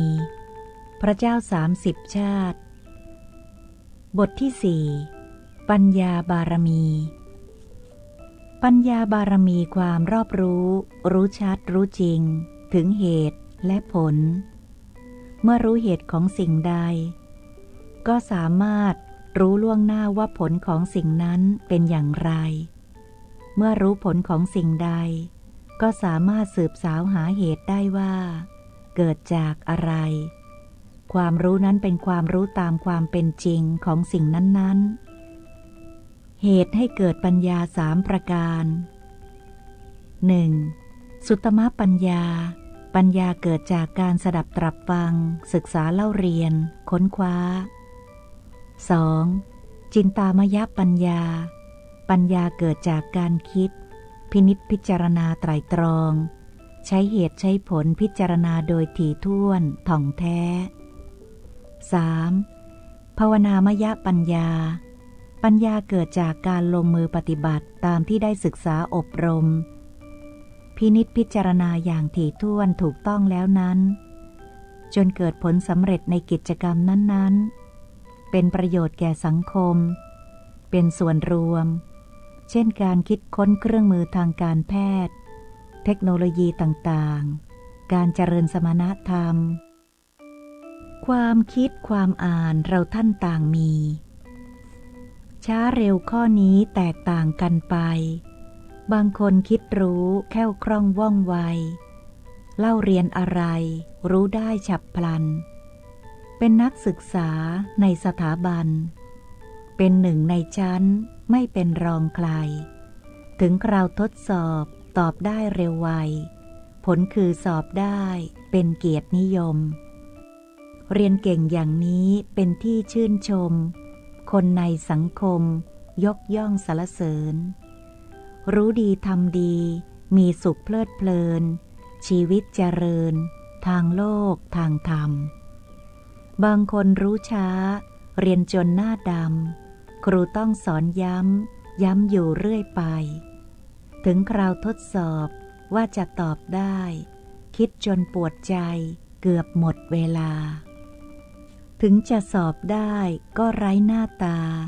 เห็นเกรดออกมาไม่กล้าอวดใครรู้ช้าอย่างนี้บารมีอะไรบกพร่องขาดไปควรเร่งบำเพ็ญต้องเติมฝึกหัดทำวัดเช้าเย็นอบรมจิตเป็นตามหลักภาวนาฝึกฝนสมาธิสติปัญญาจึงจะแก่กล้ารอบรู้เร็วไวปัญญาบารมีนี้ใครสร้างไว้มีผลยิ่งใหญ่เลิศด้วยปัญญาสิรินันโทประพันธ์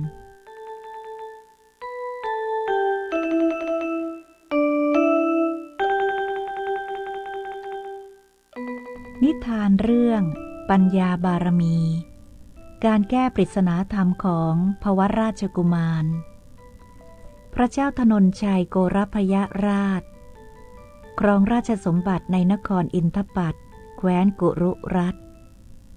พราหมณ์สุจิรัตน์ดำรงตำแหน่งปุโรหิตผู้สอนอรรถธรรมของพระองค์ทรงบำเพ็ญพระราชกุศลเช่นทานศีลเป็นต้นอยู่เป็นนิจและทรงปกครองเหล่าไพร่ฟ้าประชาชนให้มีความอยู่เย็นเป็นสุขอย่างทั่วหน้ากันโดยทรงดำรงมั่นอยู่ในทศพิธราชธรรมวันหนึ่งพระองค์ทรงผูกปัญหาชื่อว่าธรรมยาคะคือปริศนาธรรมโปรดให้พราหมณ์ปุโรหิตมาเฝ้าพระราชทานสักการะเป็นพิเศษ ทรงทำปฏิสันถานแก่ท่านสุจิรัตน์พราหมณ์เป็นอย่างดี แล้วทรงยกปริศนาธรรมขึ้นทรงปรึกษาว่าดูก่อนท่านพราหมณ์สุจิรัตน์เราทั้งหลายได้ราชสมบัติแล้ว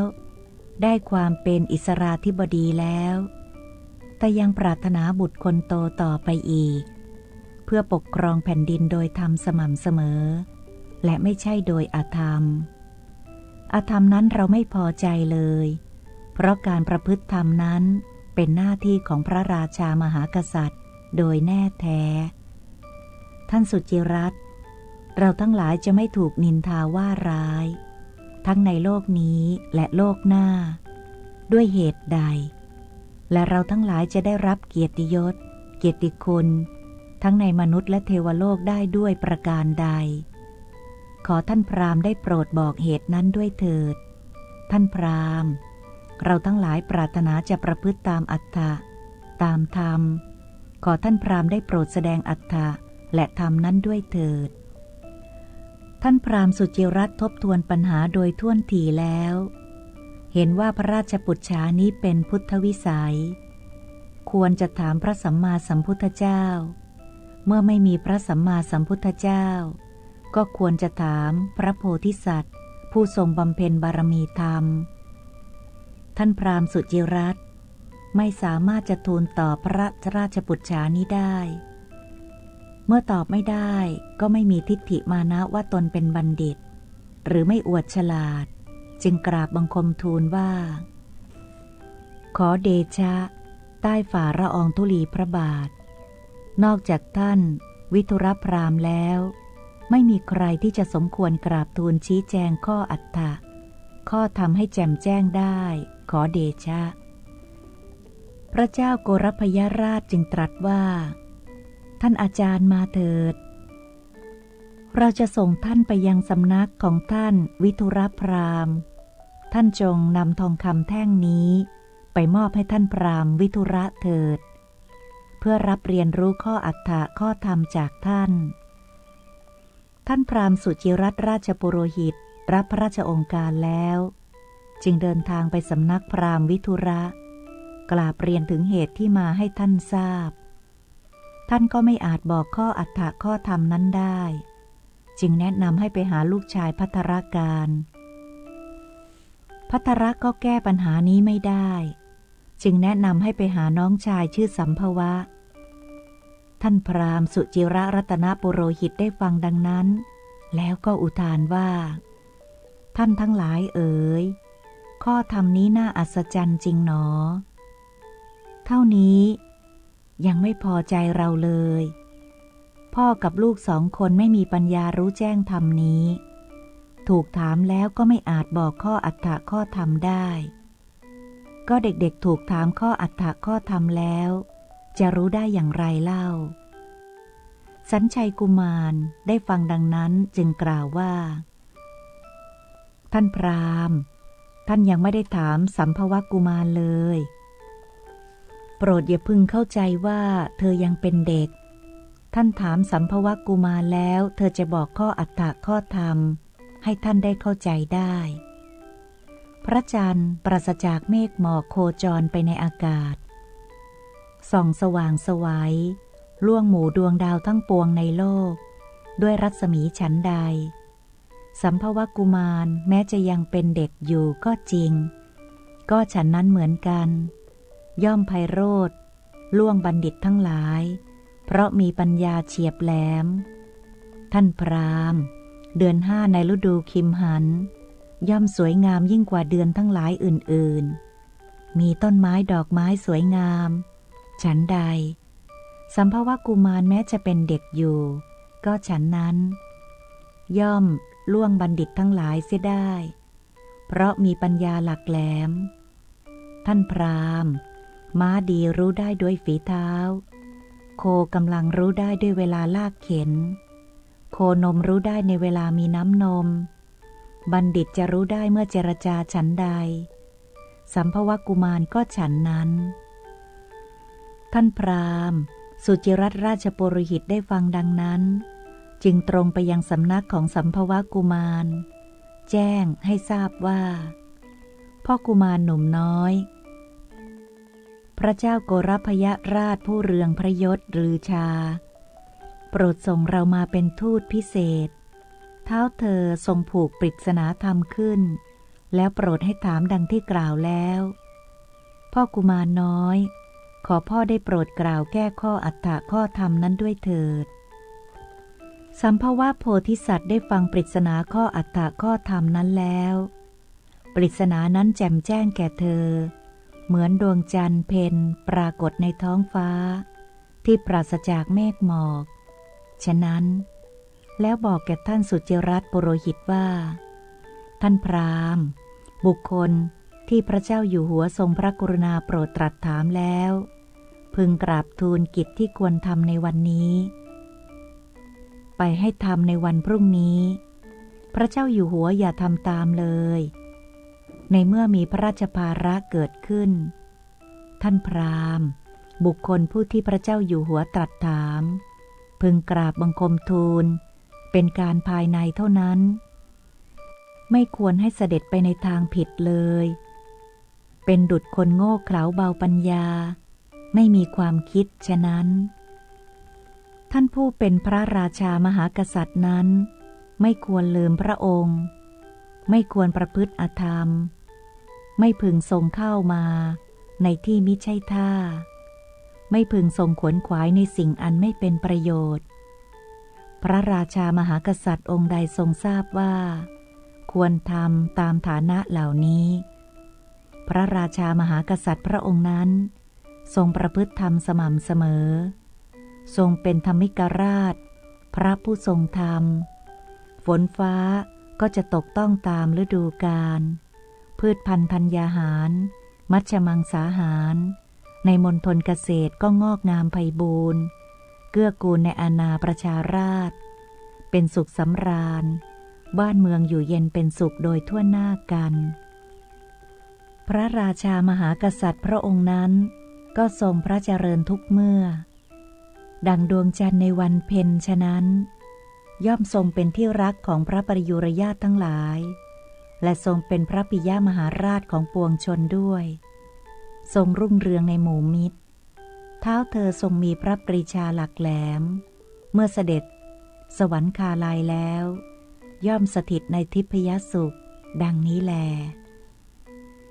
สัมภวราชกุมารได้กล่าวแก้ปริศนาข้ออัตถะข้อธรรมที่พระเจ้าโกรพยราชตรัสถามได้ดังพระราชประสงค์จัดเป็นปัญญาบารมีชะนี้แลรัศมีแห่งธรรมอันล้ำค่าคือปัญญาของมนุษย์สุทธวินตลอดทั่วโลกาทั้งฟ้าดินสว่างสิ้นด้วยปัญญาบารมีถ้าสิ้นแสงปัญญาพากันวอดจะมืดบอดทั่วโลกเศร้าโศกสีมนุษย์สัตว์นานาบรรดามีในโลกีจะเป็นเหมือนเช่นใด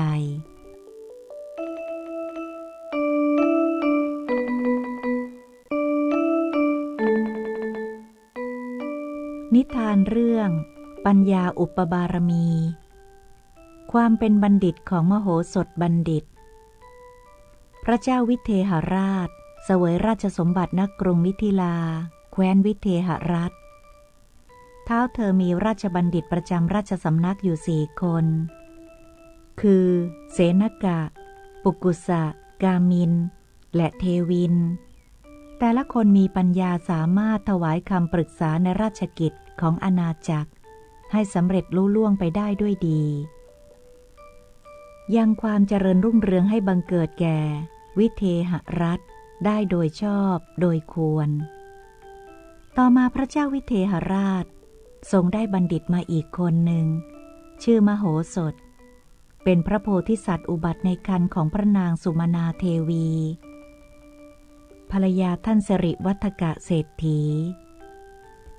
ภูมิลำเนาอยู่ในปราจีนยุวมัญชคามแห่งกรุงมิถิลานั้นเป็นผู้มีปัญญาเฉียบแหลมตั้งแต่แรกเกิด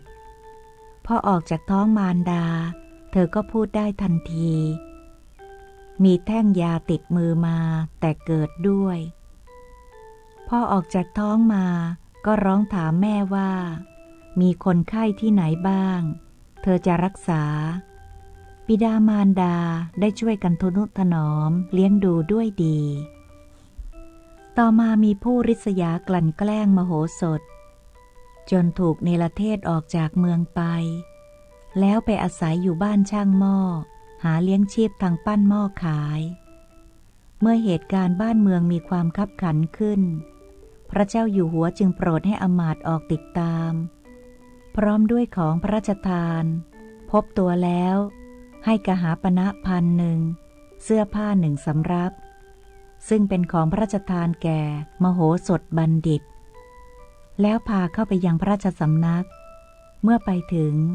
อำมาตย์จึงได้นำความกราบบังคมทูลให้ทรงทราบล่วงหน้ามีรับสั่งว่าพบมโหสถที่ไหนกราบทูลว่ามโหสถปั้นหม้อขายอยู่ที่บ้านช่างหม้อพระเจ้าวิเทหราชทรงทราบว่ามโหสถไม่ได้เป็นศัตรูจึงรับสั่งให้มาเฝ้าในตำแหน่งเดิมมีรับสั่งถามมโหสถว่าคนบางพวกไม่ทำชั่วเพราะเหตุแห่งความเป็นผู้มียศใหญ่คิดว่าเรามีความสุขสมบูรณ์แล้วเราไม่ควรทำบาปคนบางพวกไม่ทำชั่วเพราะกลัวถูกติเตียนถูกติฉินนินทาด้วยคิดว่าคนมุ่งร้ายเขาคอยจ้องจะติเตียนอยู่คนบางพวกไม่ทำชั่วเพราะกลัวถูกฟ้องร้องต่อเจ้านายผู้ใหญ่ด้วยคิดว่าคนทั้งหลายจะติเตียนเจ้านายเราว่าเลี้ยงคนผิดก็ตัวเจ้าเป็นผู้สามารถมีความคิดความอ่านอันปลอดโปร่งเหตุไรจึงไม่ชิงราชสมบัติเราเพราะคนอย่างเจ้าถ้าหากหวังจะครองราชสมบัติในชมพูทวีปก็ย่อมทำได้มโหสถกราบทูลว่าขอเดชะบัณฑิตทั้งหลายย่อมไม่ประพฤติชั่วเพราะเหตุแห่งความสุขของตนถูกทุกข์กระทบแล้วจึงมีทรัพย์สมบัติบริบูรณ์เมื่อต้องถึงความวิบัติตามสภาพก็ไม่ละทิ้งธรรมเพราะความรักหรือความชังพระเจ้าอยู่หัวปรารถนาจะทดลองมโหสถจึงตรัสว่าบุคคลถอนตนจากความยากไร้เข็ญใจตั้งอยู่ในความมั่งคั่งทั้งด้วยความอ่อนแอหรือแข็งแรงอย่างใดอย่างหนึ่งก่อนหลังจากประพฤติธรรมก็ได้มิใช่หรือมโหสถกราบทูลว่าขอเดชะบุคคลนั่งหรือนอนใต้ร่มเงาต้นไม้ใดไม่ควรหักกิ่งต้นไม้นั้นเพราะผู้หักกิ่งต้นไม้นั้นชื่อว่าเป็นผู้ประทุษร้ายมิตรเป็นคนชั่วช้ากราบทูลต่อไปว่าบิดาของข้าพระบาทก็ดีข้าพระบาทเองก็ดีได้รับพระมหากรุณาธิคุณชุบเลี้ยงอย่างใหญ่หลวงฉะไหนเล่าข้าพระบาทจะคิดเช่นนั้นได้เล่าข้าพระบาทจะเป็นคนกับเขาได้หรือแล้วทูลท้วงต่อไปว่านรชนรู้แจ้งธรรมแม้เล็กน้อยจากท่านผู้ใดและท่านผู้เป็นสัตบุรุษเหล่าใดบรรเทาซึ่งความเคลือบแคลงอันเกิดแก่นรชนนั้นกิริยาของท่านผู้นั้นเทียวเป็นดั่งเกราะ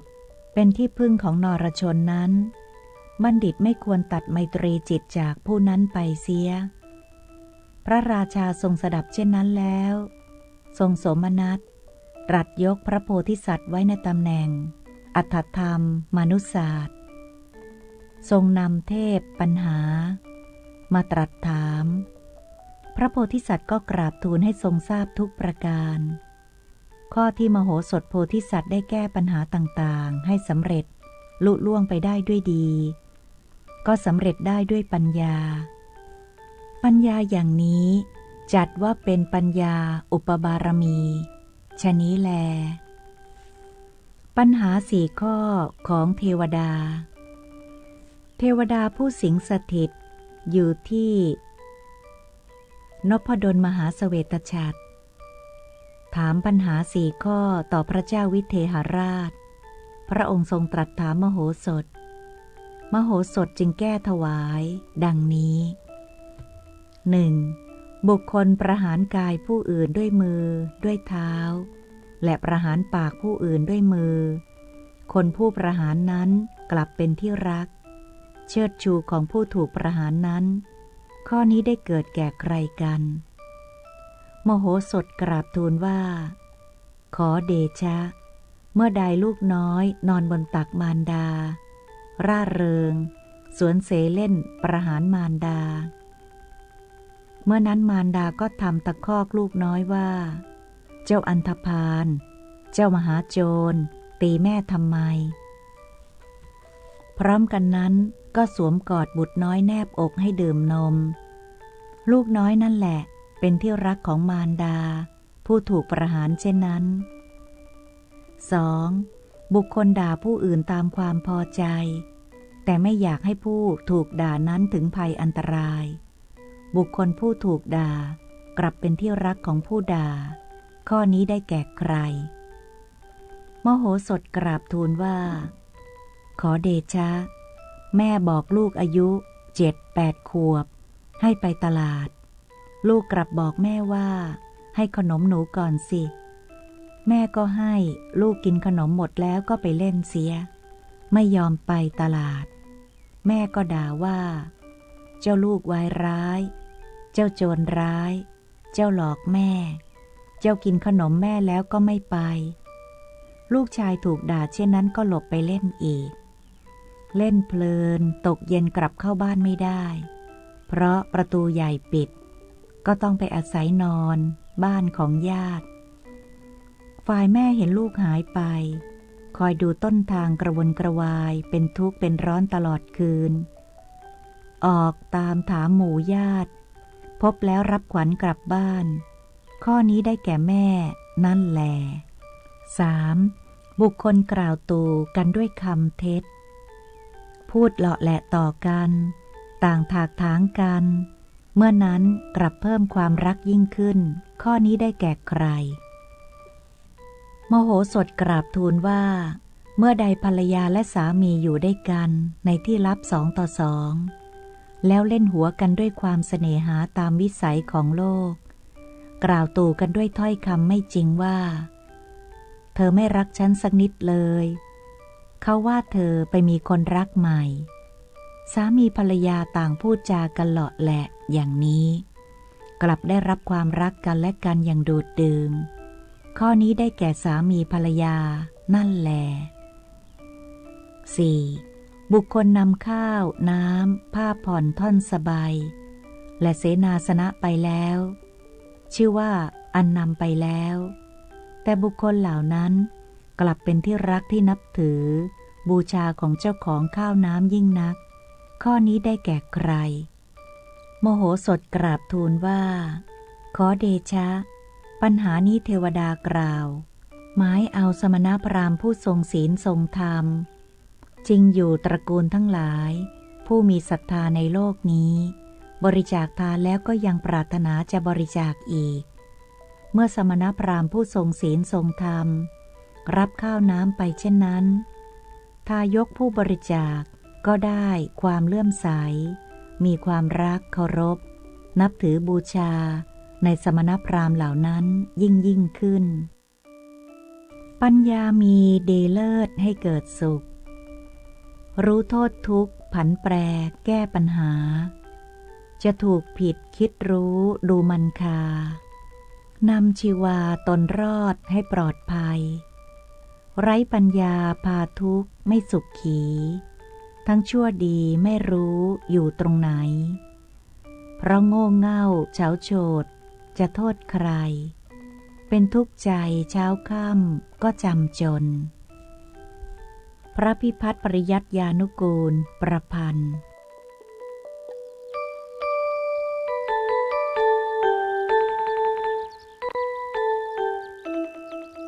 นิทานเรื่อง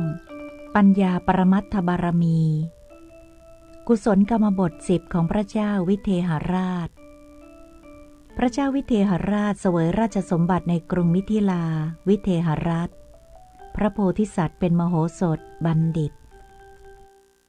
พระราชาทรงตั้งไว้ในตำแหน่งปุโรหิตผู้อัฏฐธรรมานุศาสตร์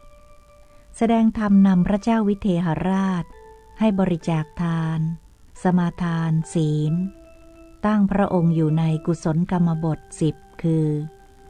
กุศลทางกาย3คือ 1. ไม่ฆ่าสัตว์ 2. ไม่ลักทรัพย์ 3. ไม่ประพฤติผิดทางประเวณี กุศลทางวาจา1. ไม่พูดปดมดเท็จ 2. ไม่พูดส่อเสียดยุยงให้เขาแตกกัน 3. ไม่พูดคำหยาบคายสกปรกลามก 4. ไม่พูดเพ้อเจ้อเหลวไหลไร้สาระ กุศลทางใจ1. ไม่ละโมบโลภมากอยากได้ของคนอื่น 2. ไม่อาฆาตพยาบาทปองร้ายผู้อื่น 3. เห็นถูกต้องตามทำนองครองธรรมเป็นสัมมาทิฏฐิแว่นแคว้นของพระองค์นั้นปรากฏเหมือนการมีพระพุทธเจ้าโปรดให้จัดสถานที่ฟังธรรมทั่วราชอาณาจักรมโหสถบัณฑิตก็แสดงธรรมโปรดประชาชนให้อยู่ในศีลในธรรมบ้านเมืองมั่งคั่งอุดมสมบูรณ์ร่มเย็นเป็นสุขมีพราหมณ์ขอทานอยู่คนหนึ่งเก็บรวบรวมทรัพย์ได้ประมาณ1,000 กษาปณ์ในวงเล็บกษาปณ์หนึ่งราว4 บาทเอาไปฝากไว้กับเพื่อนคนหนึ่งแล้วเที่ยวขอทานต่อไป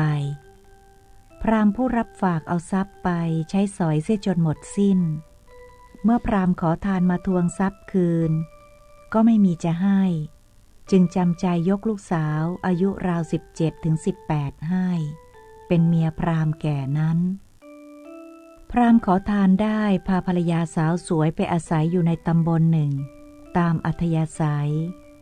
ตามประสาคนแก่มีเมียสาวคราวลูกภรรยาแอบมีชู้กับพราหมณ์หนุ่มคนหนึ่งออกอุบายลวงให้ผัวแก่ไปหาคนรับใช้มาให้พราหมณ์แก่จำต้องออกจากบ้านไปขอทาน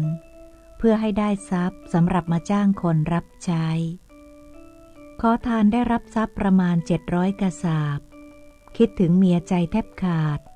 จึงรีบเดินทางกลับบ้านในระหว่างทางหยุดพักกินอาหารเปิดถุงย่ามควักเอาสตุก้อนสตุผงในวงเล็บข้าวตูข้าวตากที่เมียใส่มาให้กินอิ่มแล้วก็ทิ้งถุงไว้ลงไปกินน้ำในสระงูเห่าตัวหนึ่งได้กลิ่นอาหารจึงเลื้อยเข้าไปกินอาหารที่อยู่ในย่ามพราหมณ์ไม่ทันได้พิจารณาคว้าได้รวบปากหูรูดสะพายบ่าเดินออกทางมุ่งหน้ากลับบ้านเทวดาที่สิงอยู่ตามพุ่มไม้จึงแสดงนิมิตให้ปรากฏเป็นเสียงแว่วที่หูพราหมณ์เฒ่าว่าถ้าวันนี้ท่านถึงบ้านเมียตายถ้าท่านพักกลางทางตัวท่านตายพราหมณ์หยุดเงี่ยหูฟัง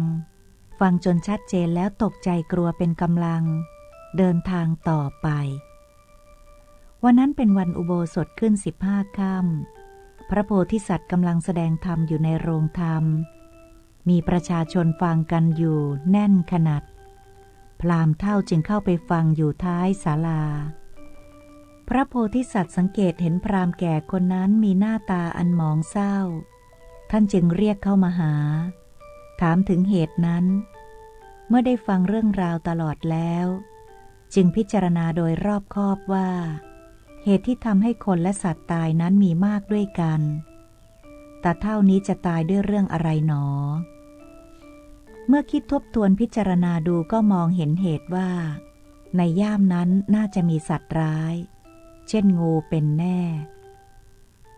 ถ้าตาเฒ่าได้พักกลางทางอีกแก้ถุงย่ามควักของกินงูก็จะกัดตายถ้าไปถึงบ้านเมียเห็นเข้าดีใจรับย่ามแก้ย่ามออกควักย่ามหาเงินทองงูก็จะกัดตายอีกความก็สมกันกับที่เทวดาบอกจึงถามพราหมณ์ว่าในย่ามมีอะไรพราหมณ์เรียนท่านว่า มีสตุก้อนสตุผงขอรับ วันนี้ท่านกินอาหารที่ไหน เมื่อท่านไปกินน้ำท่านทิ้งย่ามไว้หรือเปล่า ท่านผูกปากย่ามหรือเปล่า กินน้ำแล้วกลับมาท่านตรวจดูย่ามหรือเปล่า เราแน่ใจว่างูเลื้อยเข้าไปขดอยู่ในย่ามนั้นท่านจงวางย่ามของท่านลงตรงกลางสนามนี่ค่อยๆแก้ปากถุงออกถอยออกไปยืนอยู่ห่างๆเอาไม้ยาวๆเขี่ยปากถุงให้เปิดออกเคาะย่ามดูคงจะรู้กันละพราหมณ์เฒ่าฟังพระโพธิสัตว์มีความสลดใจแก้ย่ามออกกลางสนามท่ามกลางหมู่คนงูเห่าดำพิษร้ายเลื้อยออกมาแผ่แม่เบี้ยฉวัดเฉวียนคำพยากรณ์ของพระโพธิสัตว์ปรากฏดังคำพยากรณ์ของพระสัพพัญญูมหาชนต่างปรบมือส่งเสียงสาธุการแสดงความปราบปลื้มต่อพระโพธิสัตว์ยิ่งนักในขณะนั้นฝนแก้ว7 ประการตกลงมาเหมือนฝนลูกเห็บเสียงสาธุการดังสนั่นหวั่นไหวปานว่าแผ่นดินจะถล่มเพราะการแก้ปัญหาเช่นนี้ไม่ได้แก้ได้ด้วยอำนาจของชาติชั้นวรรณะมิใช่ด้วยกำลังอำนาจของตระกูลมิใช่ด้วยอำนาจของประเทศมิใช่อำนาจด้วยเทพเจ้าบันดาลมิใช่ด้วยอำนาจยศถาบรรดาศักดิ์มิใช่ด้วยอำนาจทรัพย์สำเร็จได้ด้วยกำลังปัญญาเท่านั้นช่วยให้สำเร็จได้ท่านพราหมณ์เฒ่าเข้าไปเฝ้าพระเจ้าอยู่หัวซึ่งประทับเป็นประมุขอยู่ท่ามกลางมหาชนนั้นถวายพระพรชัยมงคลว่าขอเดชะทั้งที่ฝ่าละอองธุลีพระบาททอดพระเนตรเห็นท่านมโหสถบัณฑิตทรงปัญญามีภูมิปัญญาสูงนักอีกทั้งเฉียบแหลมลึกซึ้งนักชื่อว่าเป็นลาภใหญ่ของพระองค์ได้ดีแล้วเมื่อทูลสรรเสริญบารมีพระเจ้าอยู่หัวอย่างนั้นแล้วจึงนำทรัพย์ออกจากย่ามยกย่องสรรเสริญท่านมโหสถบัณฑิตหมายยกให้เป็นรางวัลด้วยความยินดีกล่าวว่าท่านเป็นผู้เปิดหลังคาคือกิเลสได้แล้วเป็นผู้เห็นแจ้งในสิ่งทั้งปวงความรู้ของท่านมีกำลังปานพระสัพพัญญุตญาณข้าพเจ้ามีทรัพย์อยู่700 กษาปณ์ขอบูชาท่านขอท่านได้โปรดรับไว้ด้วยเถิดข้าพเจ้าขอมอบให้ทั้งหมดข้าพเจ้ารอดชีวิตเพราะท่านและได้ช่วยภรรยาข้าพเจ้าให้ปลอดภัยด้วยกล่าวอ้อนวอนว่าโปรดด้วยเถิดข้าพเจ้ามีมากกว่านี้อีกเป็นแสนล้านก็จะยกให้ท่านแต่นี่ทั้งเนื้อทั้งตัวมีเท่านี้ก็ขอให้เท่านี้พระโพธิสัตว์กล่าวว่าบัณฑิตทั้งหลายไม่ยอมรับรางวัลเพราะคำที่ตนพูดเพราะนั้นท่านพราหมณ์จงวางถุงทรัพย์ลงตรงนี้ก่อนนี่เราเพิ่มให้ท่านอีก300 กษาปณ์รวมของท่านด้วยเป็น1,000 กษาปณ์ท่านจงกลับไปบ้านเถิดแล้วถามว่าใครใช้ให้ท่านไปขอทานภรรยาของข้าพเจ้าเองขอรับภรรยาท่านแก่หรือสาวมโหสถถามยังสาวอยู่ขอรับถ้าเช่นนั้นภรรยาของท่านต้องการให้ท่านไปห่างๆเธอเพื่อเธอจะได้ประพฤติตามใจชอบเมื่อท่านนำทรัพย์นี้ไปให้นางก็จะเอาไปปรนเปรอชายชู้ท่านควรเอาไปซ่อนไว้ในที่หนึ่งก่อนแล้วเข้าบ้านพราหมณ์เฒ่าไปถึงใกล้บ้านจึงเอาทรัพย์ซ่อนไว้ที่โคนต้นไม้แห่งหนึ่งแล้วจึงเข้าบ้านในเวลาเย็น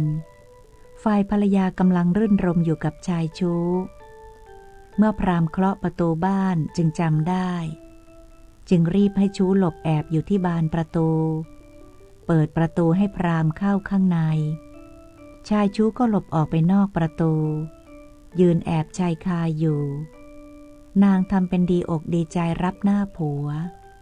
กอดหน้ากอดหลัง เสความเพื่อมิให้ผัวจับได้ รับถุงย่ามมาแก้ออก ไม่เห็นมีอะไรจึงถามว่า ท่านไม่ได้อะไรติดมือมาบ้างหรือ พราหมณ์ตอบว่า ได้ทรัพย์มา1,000 กะสาบ ท่านเอาไว้ที่ไหน เอาซ่อนไว้ที่โคนต้นไม้นั้น พรุ่งนี้จะเอามาให้ ชายชู้ยืนแอบฟังอยู่ก็รู้ความนั้น จึงรีบไปเอาทรัพย์นั้นหลบหนีไป พอรุ่งเช้า พราหมณ์ไปเอาทรัพย์แต่ไม่พบ จึงตรงไปหาพระโพธิสัตว์เล่าความนั้นให้ทราบ พระโพธิสัตว์ถามว่า ท่านบอกเรื่องนี้ให้ภรรยารู้หรือเปล่า บอกขอรับ ถามอีกว่าภรรยาท่านมีพราหมณ์ที่คุ้นเคยกันอยู่บ้างไหม มีอยู่หลายคน ตัวท่านมีบ้างหรือไม่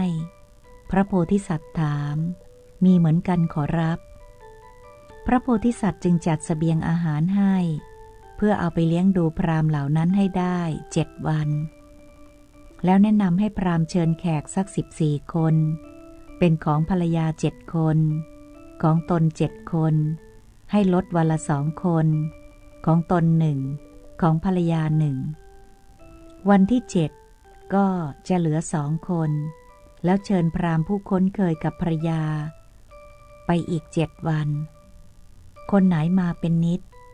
แล้วให้ไปบอกพระโพธิสัตว์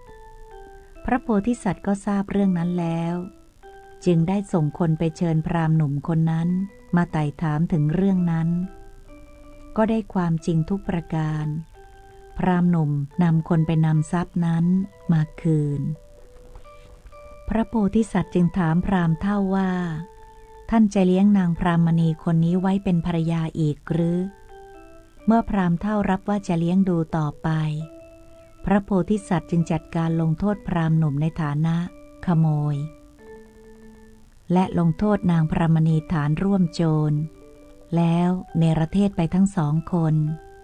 เลี้ยงดูพราหมณ์เฒ่าไว้ในบ้านเรือนของตนให้อยู่เย็นเป็นสุข โดยควรแก่อัตภาพ ตราบเท่าที่ชีวิตของพราหมณ์นั้น มโหสถโพธิสัตว์ได้เปลื้องพราหมณ์เฒ่าให้พ้นจากอันตรายนี้ จัดเป็นปัญญาปรมัตถบารมี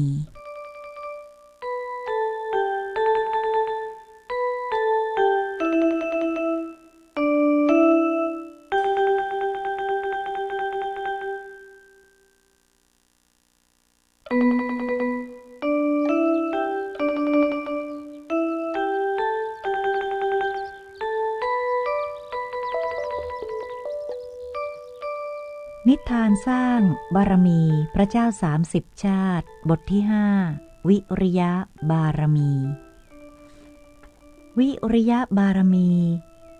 ความไม่หวาดหวั่นต่ออุปสรรคต่างๆ วิริยะคือความเพียรได้แก่ความกล้าไม่กลัวความลำบาก อุปสรรคต่างๆจนกว่าจะพบความสำเร็จ ถือสุภาษิตว่า วิริเยนะทุกขมัจเจติ บุคคลจะล่วงพ้นความทุกข์ประสบสุขได้ด้วยความเพียร ความเพียร4 ประเภท 1. เพียรพยายามระวังไม่ให้บาปเกิดขึ้น ภายในจิตสันดาน 2. เพียรละบาปที่เกิดขึ้นแล้ว 3. เพียรให้กุศลเกิดขึ้นในสันดาน 4.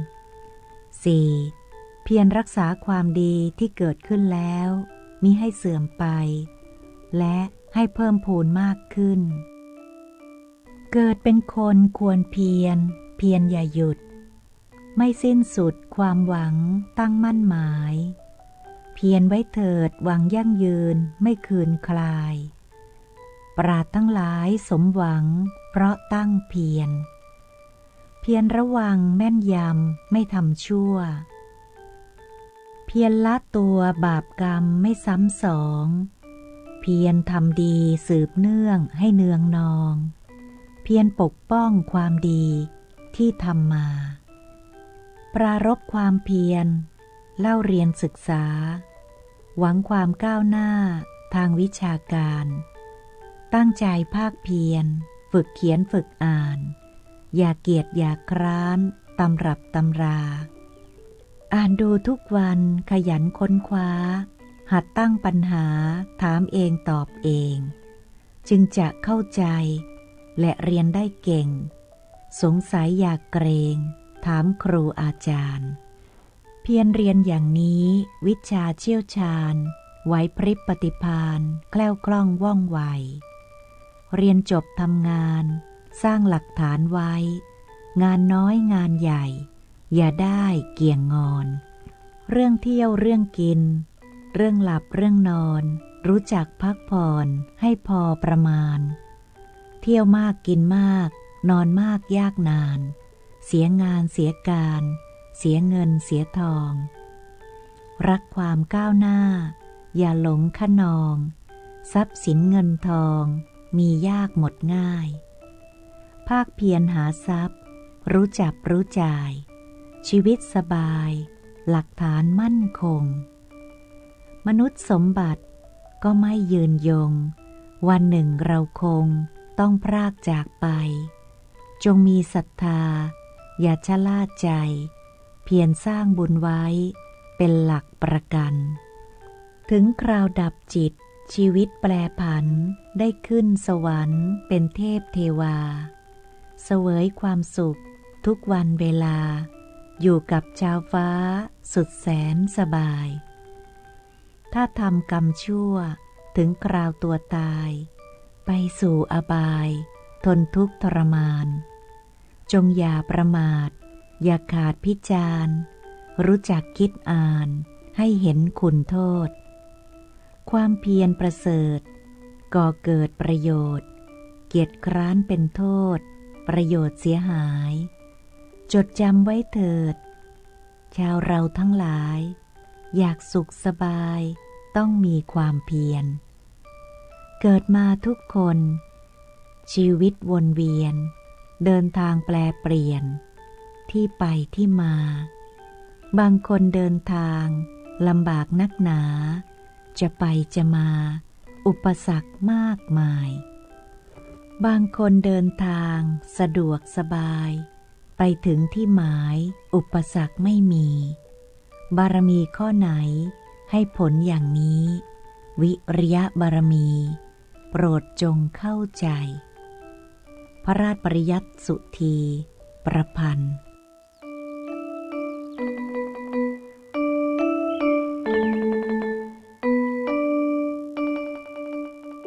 นิทานเรื่องวิริยะบารมีอานิสงส์แห่งความเพียรของนายสัทวาหะพระเจ้าพรหมทัตเสวยสิริราชสมบัติในพระนครพาราณสีพระโพธิสัตว์เป็นนายสัทวาหะพ่อค้าเกวียนได้นำหมู่เกวียนประมาณ500เล่มบรรทุกสินค้าไปค้าขายในเมืองต่างๆเดินทางผ่านทะเลทรายมีระยะทางประมาณ60โยชน์มีทรายละเอียดยิบจับกำไม่ติดมือพอตะวันสายหน่อยก็ร้อนเป็นไฟต้องเดินทางเวลากลางคืนต้องอาศัยดาวเป็นเครื่องบอกทิศทางเดินทางมาได้59วันแล้วเหลืออีกคืนเดียวจะถึงตัวเมืองในระหว่างทางต้นหนผู้นำทางเผลอหลับไปโคนำฝูงเลี้ยวกลับมาทางเก่าโดยที่ผู้นำทางไม่ทราบพอตื่นขึ้นก็รู้ตัวว่าผิดทางทุกคนพากันตกใจเพราะไม่มีน้ำและฟืนเสียแล้วกระวนกระวายใจทอดอะไรในชีวิตไปตามๆกันแต่พระโพธิสัตว์ไม่ยอมท้อถอยเที่ยวเดินดูตามบริเวณนั้นได้พบกอหญ้ากอหนึ่งมีสีเขียวแน่ใจว่าภายใต้จะต้องมีน้ำจึงช่วยกันเอาเครื่องมือมีจอบเสียมพเนินเหล็กเป็นต้นช่วยกันขุดพื้นทรายบริเวณนั้นเมื่อขุดลงไปประมาณ60 ศอกก็ถึงแผ่นหินใหญ่หนาทึบ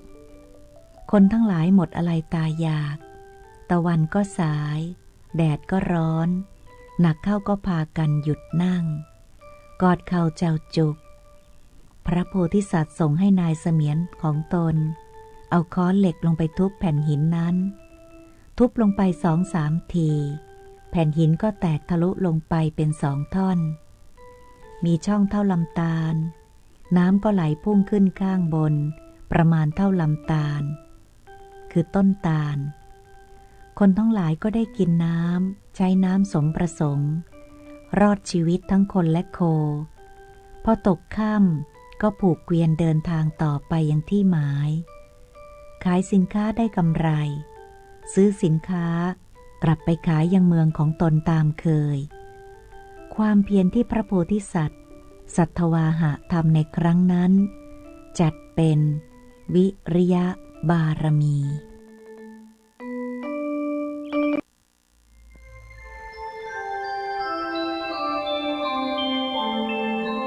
ขณะนี้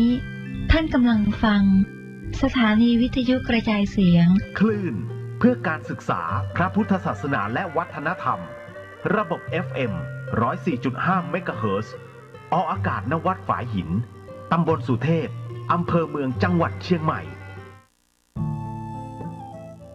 ท่านกำลังติดตามรับฟังสถานีวิทยุกระจายเสียงพระพุทธศาสนาแห่งชาติและสังคมคลื่นเพื่อการศึกษาพระพุทธศาสนาและวัฒนธรรมระบบ FM 104.5 เมกะเฮิรตซ์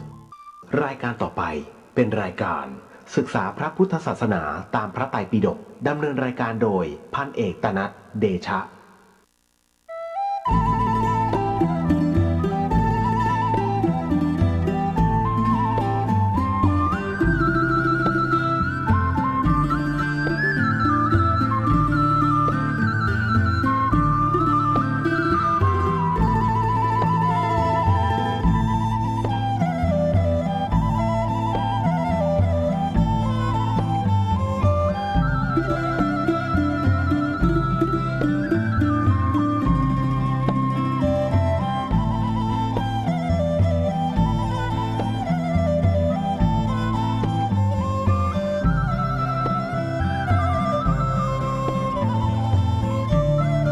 ศาสดาของตนแล้วก็อีกสายหนึ่งก็เห็นว่าตัวเองก็เข้าใจก็ทุ่มเถียงกันอย่างนั้นเกิดแตกแยกกันทำให้ท่านพระมหาจุนทะเห็นเหตุการณ์นั้นแล้วก็เข้าไปหาท่านพระอานนท์ว่าจากเหตุการณ์ที่เกิดขึ้นเมื่อนิครนนอตบุตรได้สิ้นชีวิตลงลูกศิษย์ลูกหาก็แตกกัน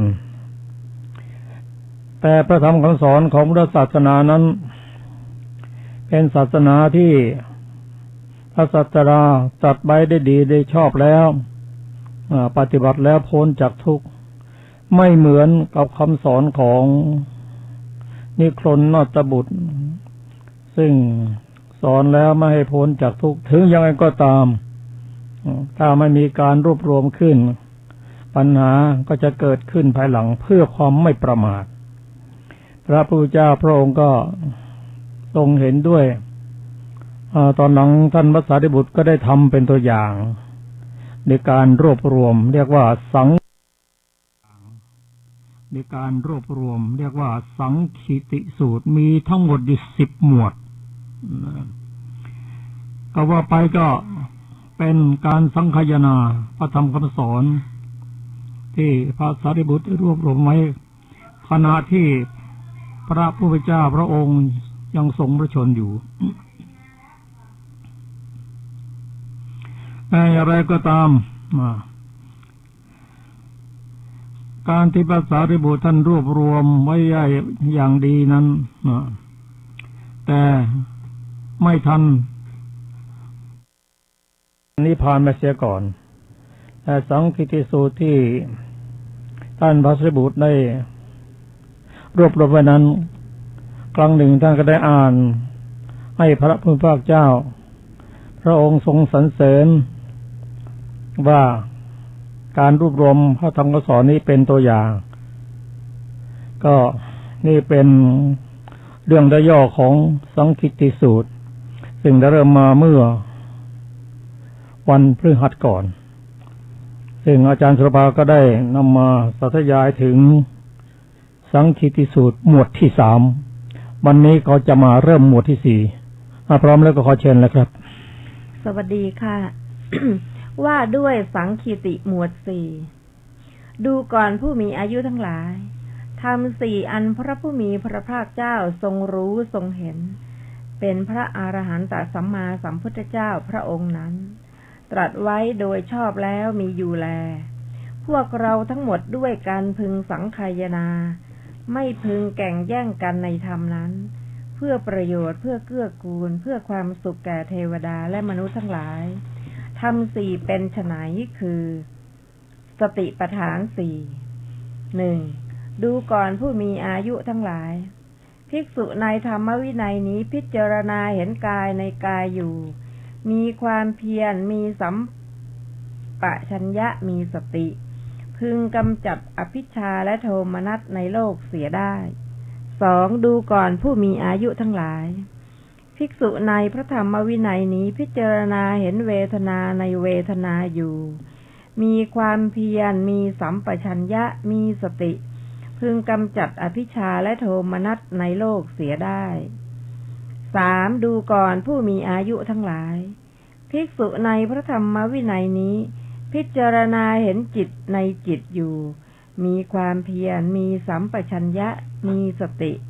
พึงกำจัดอภิชฌาและโทมนัสในโลกเสียได้ 4. ดูก่อนผู้มีอายุทั้งหลายภิกษุในพระธรรมวินัยนี้พิจารณาเห็นธรรมในธรรมอยู่มีความเพียรมีสัมปชัญญะมีสติพึงกำจัดอภิชฌาและโทมนัสในโลกเสียได้สัมมัปปทาน 4 1. ดูก่อนผู้มีอายุทั้งหลายภิกษุในพระธรรมวินัยนี้ยังฉันทะให้เกิดพยายามปรารภความเพียรประคองจิตตั้งใจมั่นเพื่อความไม่เกิดขึ้นแห่งธรรมที่เป็นบาปอกุศลที่ยังไม่เกิด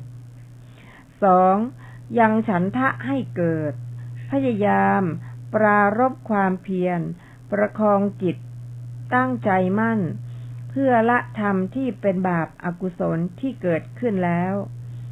3. ยังฉันทะให้เกิดพยายามปรารภความเพียรประคองจิตตั้งใจมั่น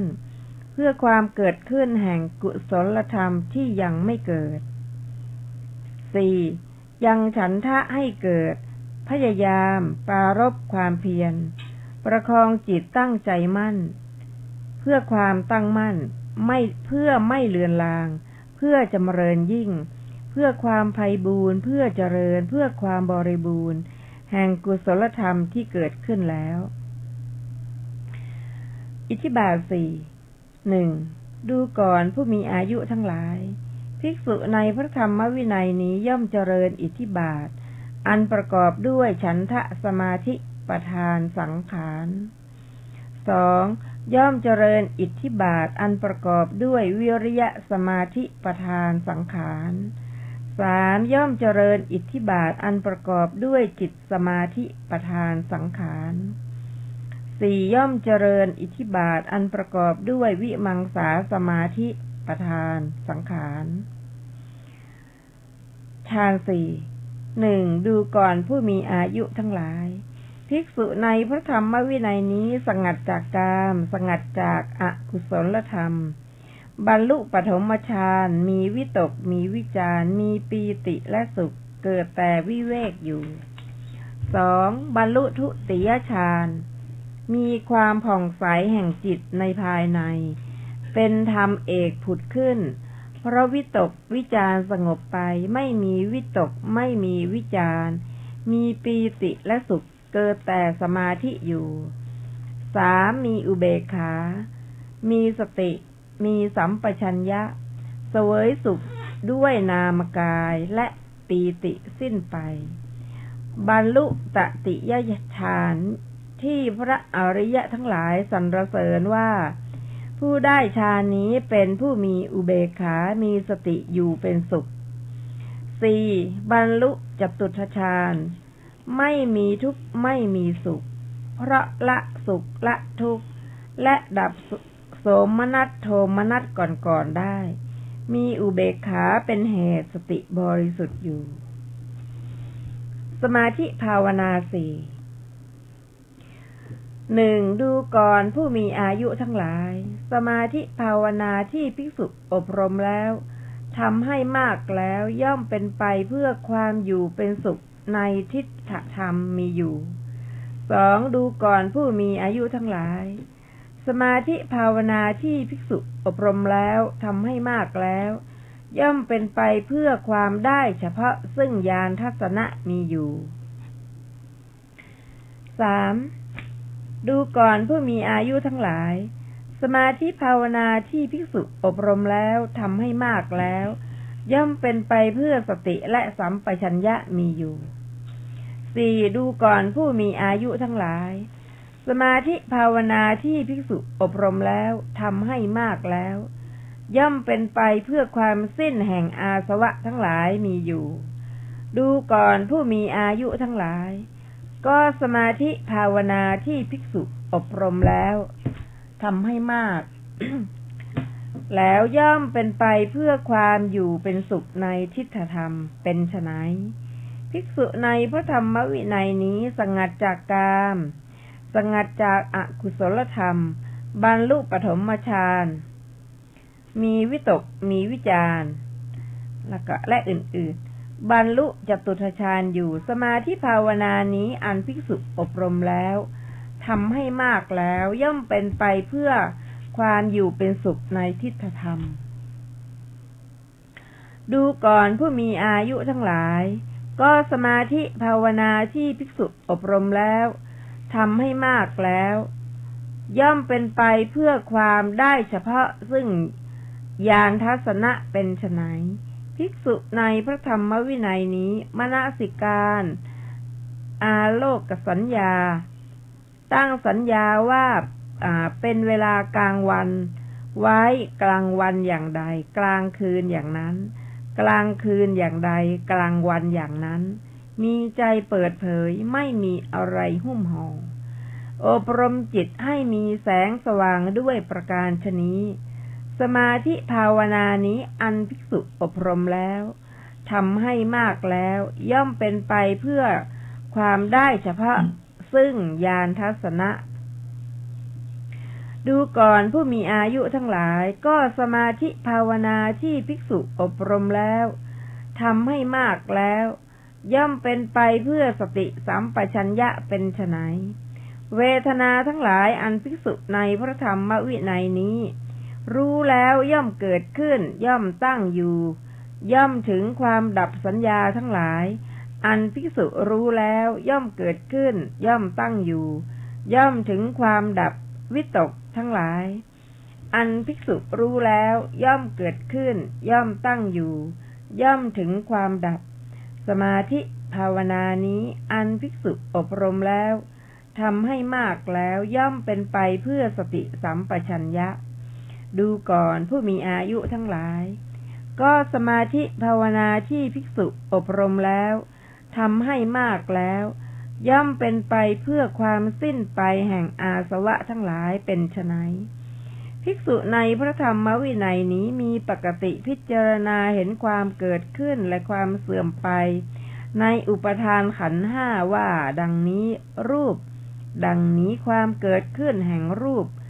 ดังนี้ความดับแห่งรูปดังนี้เวทนาดังนี้สัญญาดังนี้สังขารดังนี้วิญญาณดังนี้ความเกิดขึ้นแห่งวิญญาณ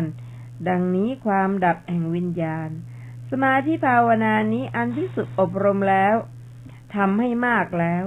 ย่อมเป็นไปเพื่อความสิ้นไปแห่งอาสวะทั้งหลาย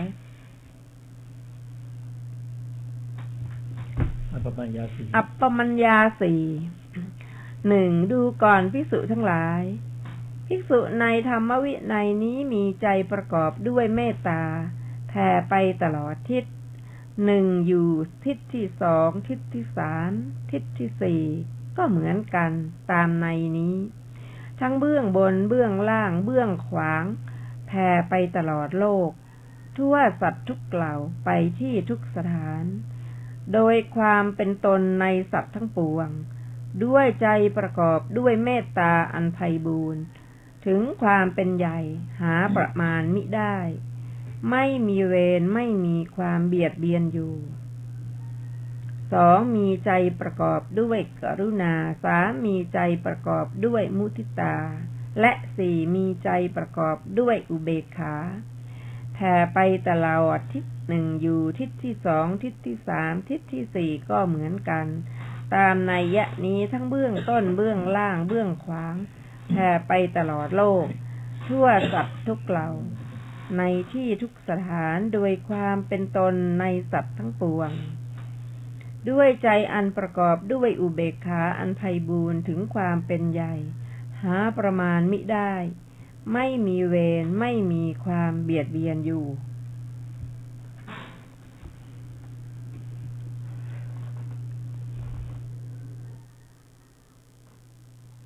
ท่านผู้ฟังที่เคารพครับ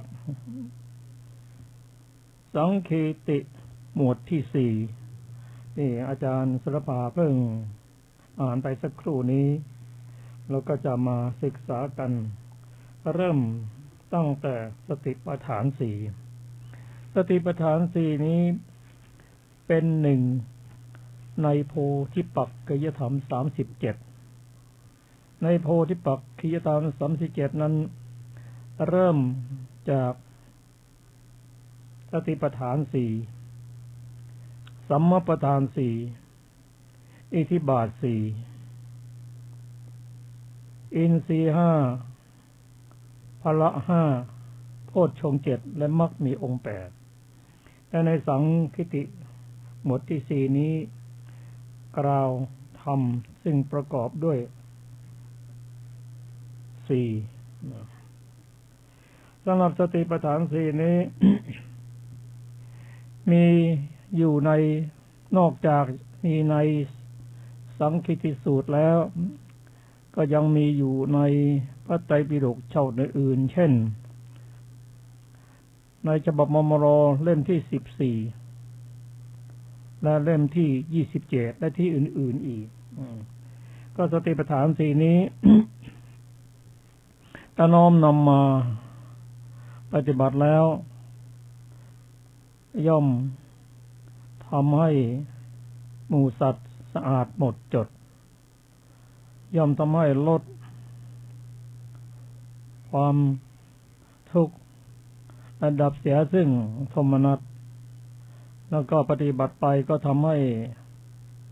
เข้าสู่ความเป็นอริยบุคคลและเข้าสู่พระนิพพานในที่สุดก็สติปัฏฐาน4นี้ที่เราศึกษากันก็โดยใช้สติซึ่งเป็นธรรมชาติที่ประกอบกับจิตมีหน้าที่ระลึกมีหน้าที่แนบกับอารมณ์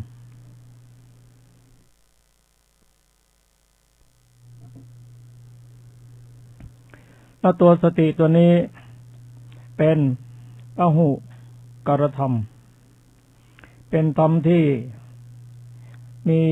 ประโยชน์เกื้อกูลมากมีมากเท่าไหร่ก็ยิ่งดีตัวสติที่ใช้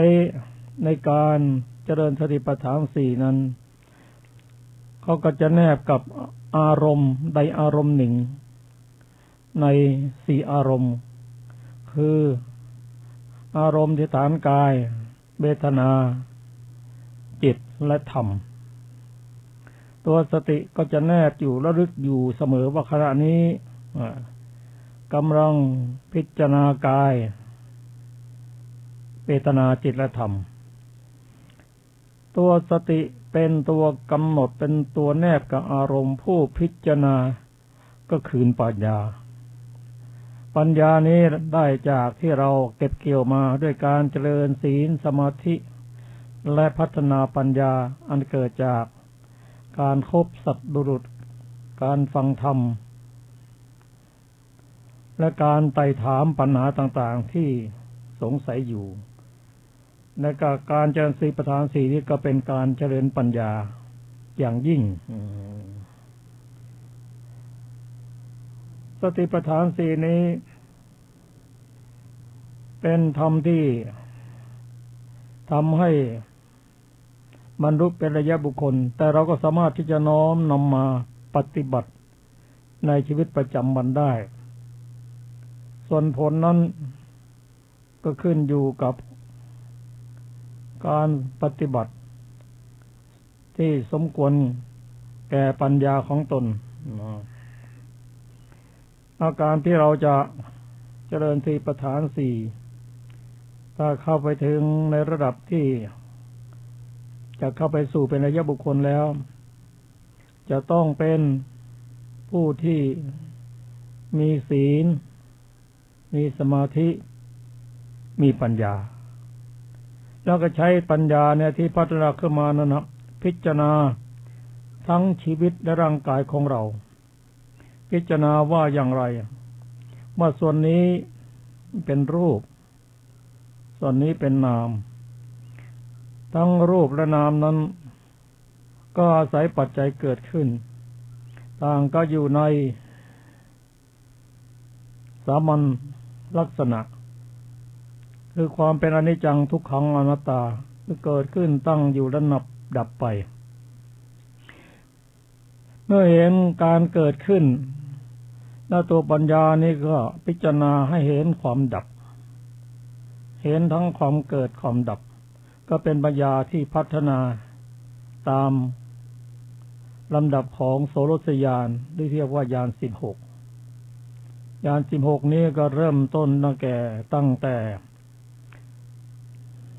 นามรูปปริเฉทญาณะมีปัญญาแยกแยะรู้ว่าอันนี้คือรูปอันนี้คือนาม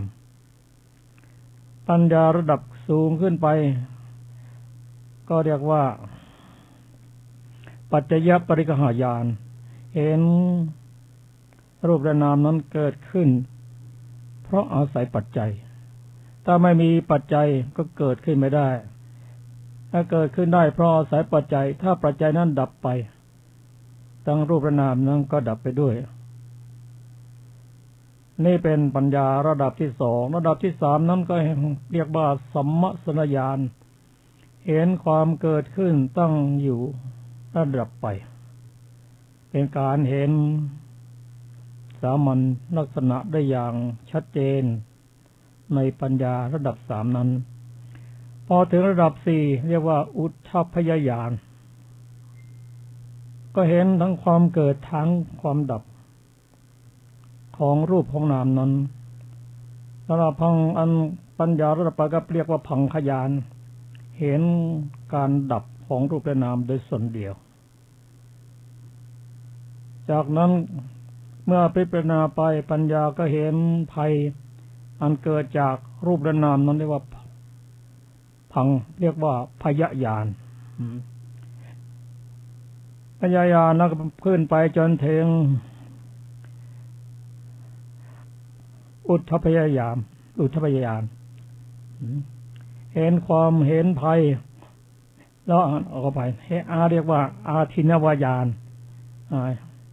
เห็นโทษของรูปและนามแล้วก็เห็นจนเกิดการเบื่อหน่ายในรูปและนามนั้นก็เป็นไปตามลำดับในที่สุดก็อยากจะพ้นจากรูปและนามจนถึงอนุโลมญาณแล้วก็คล้อยตามปัญญาที่เกิดขึ้นนั้นแล้วก็จากนั้นก็ข้ามโคตรเรียกว่าโคตรภูญาณจากปุถุชนไปสู่ความเป็นอริยบุคคลตามระดับของปัญญาข้ามไปแล้วก็เข้าไปสู่มรรคญาณผลญาณและปัจเจเวคขณญาณญาณ16เพื่อใช้ปัญญาญาณดูว่ากิเลสส่วนไหนที่ดับไปแล้วส่วนไหนที่เหลือเป็นต้นก็เนี่ยเป็นเรื่องของการเจริญสติปัฏฐานเนี่ยระดับที่เราตั้งความปรารถนาไว้ ถ้าเราจะน้อมนำทำส่วนนี้มาปฏิบัติในชีวิตประจำวันได้อย่างไรก็เมื่อได้ศึกษาแต่ละข้อที่พระพุทธเจ้าได้ตรัสไว้ว่าภิกษุหรือพวกเราบาศกบาสิกาด้วยย่อมพิจารณาเห็นกายในกายอยู่ เนืองๆคือถ้ามีศีลสมาธิปัญญาแล้วเราก็นั่งในที่สงบพิจารณาร่างกายได้ชีวิตของเราว่าเราเนี่ยคือใครมาจากไหนจะไปยังไงนะต้องพิจารณาดูบ่อยๆพิจารณาตนเองแล้วก็พิจารณากายที่อยู่ไกลออกไปแม้กระทั่งพิจารณากายของบุคคลที่สิ้นชีวิตไปก็พิจารณาให้เห็นอย่างนี้มีความเพียรมีสัมปชัญญะมีสติเพื่อกำจัดโลภะโทสะในชีวิตของเราให้หมดสิ้นไปก็การพิจารณาอย่างนี้เรียกว่ากายานุปัสสนาจากนั้นก็พิจารณาเวทนานั่นก็เป็นนามพิจารณาเวทนาแล้วก็พิจารณาจิตก็เป็นนามธรรมนั้นเป็นหัวข้อสุดท้ายซึ่งมีทั้งรูปและนามให้เราได้พิจารณาก็ลงท้ายนะก็เบื่อทั้งรูปทั้งนามมีความปรารถนาที่จะออกจากรูปจากนามถ้าเราน้อมนำมาปฏิบัติ ตามลำดับก็มันพิจารณาแล้วก็จะลดความทุกข์ของเราลงไปลดได้อย่างไรถ้าเราน้อมนำสติปัฏฐานสี่มาปฏิบัติในชีวิตประจำวันแล้วความยึดมั่นถือมั่นในรูปและนามก็จะลดลงความยึดมั่นถือมั่นลดลงเท่าไหร่ความทุกข์ของเราก็ลดลงเท่านั้นก็เป็นการน้อมนำมาใช้ในชีวิตประจำวัน มาถึงสังคติติส่วนที่สองนั่นคือสัมมาประธานสี่สัมมาประธานสี่นั่นก็เป็นหนึ่งในโพธิปักขิที่จะทำ30ดังที่ผมได้เรียนให้ทราบว่าเริ่มตั้งแต่สติปัฏฐานสี่สัมมาประธานสี่นั่นก็เป็นส่วนที่สองอิทธิบาทสี่ส่วนที่สามก็เป็น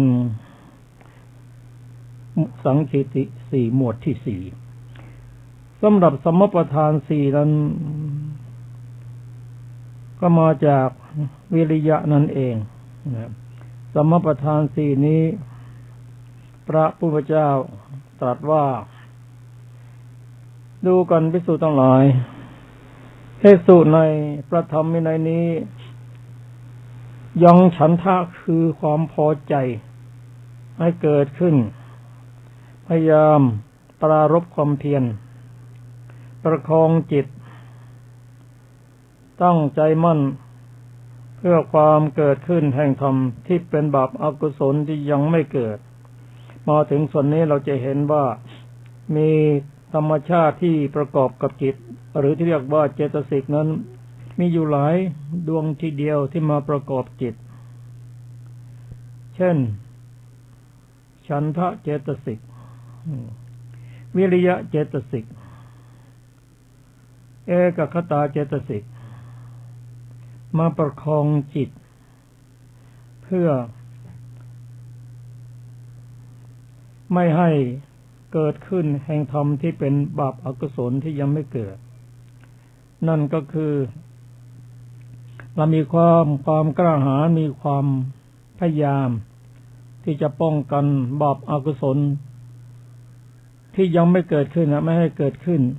ในตัวเข้ามาในจิตในใจเช่นการสังวรระวังจักขุสังวรเป็นต้นมองเห็นรูปแล้วไม่ติดในนิมิตและพยัญชนะถ้าเราติดในอนุและพยัญชนะแล้วบาปอกุศลที่ไม่เกิดขึ้นก็จะเกิดขึ้นได้ก็พยายามป้องกันไม่ให้อกุศลเกิดขึ้นได้ก็ตามที่เราได้ศึกษากันเช่นเรามองเห็นรูปที่สวยที่งามหรือรูปที่ไม่น่าดูเป็นต้นก็พิจารณาว่าเห็นก็สักว่าเห็นเป็นต้นก็การเห็นเหล่านี้เรียกว่าเห็นยังไม่เกิดโลภะโทสะเกิดขึ้นก็อกุศล วิบากอกุศลกรรมก็ยังไม่เกิดขึ้นในจิตในใจนี่เป็นการป้องกันไม่ให้อกุศลเกิดขึ้นในใจ ข้อที่สองนั้นละ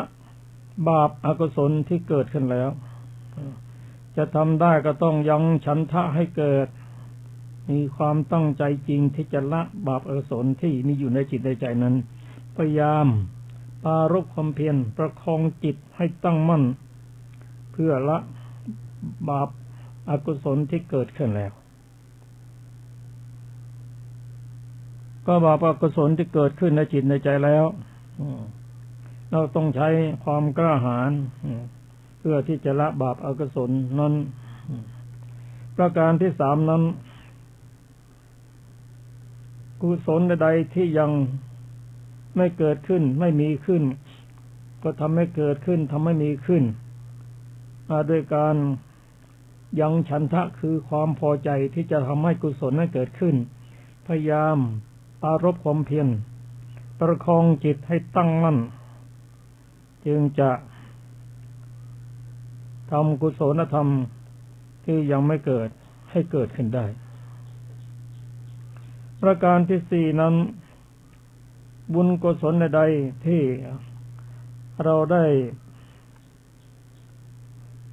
ทำให้เกิดขึ้นแล้วตั้งมั่นแล้ว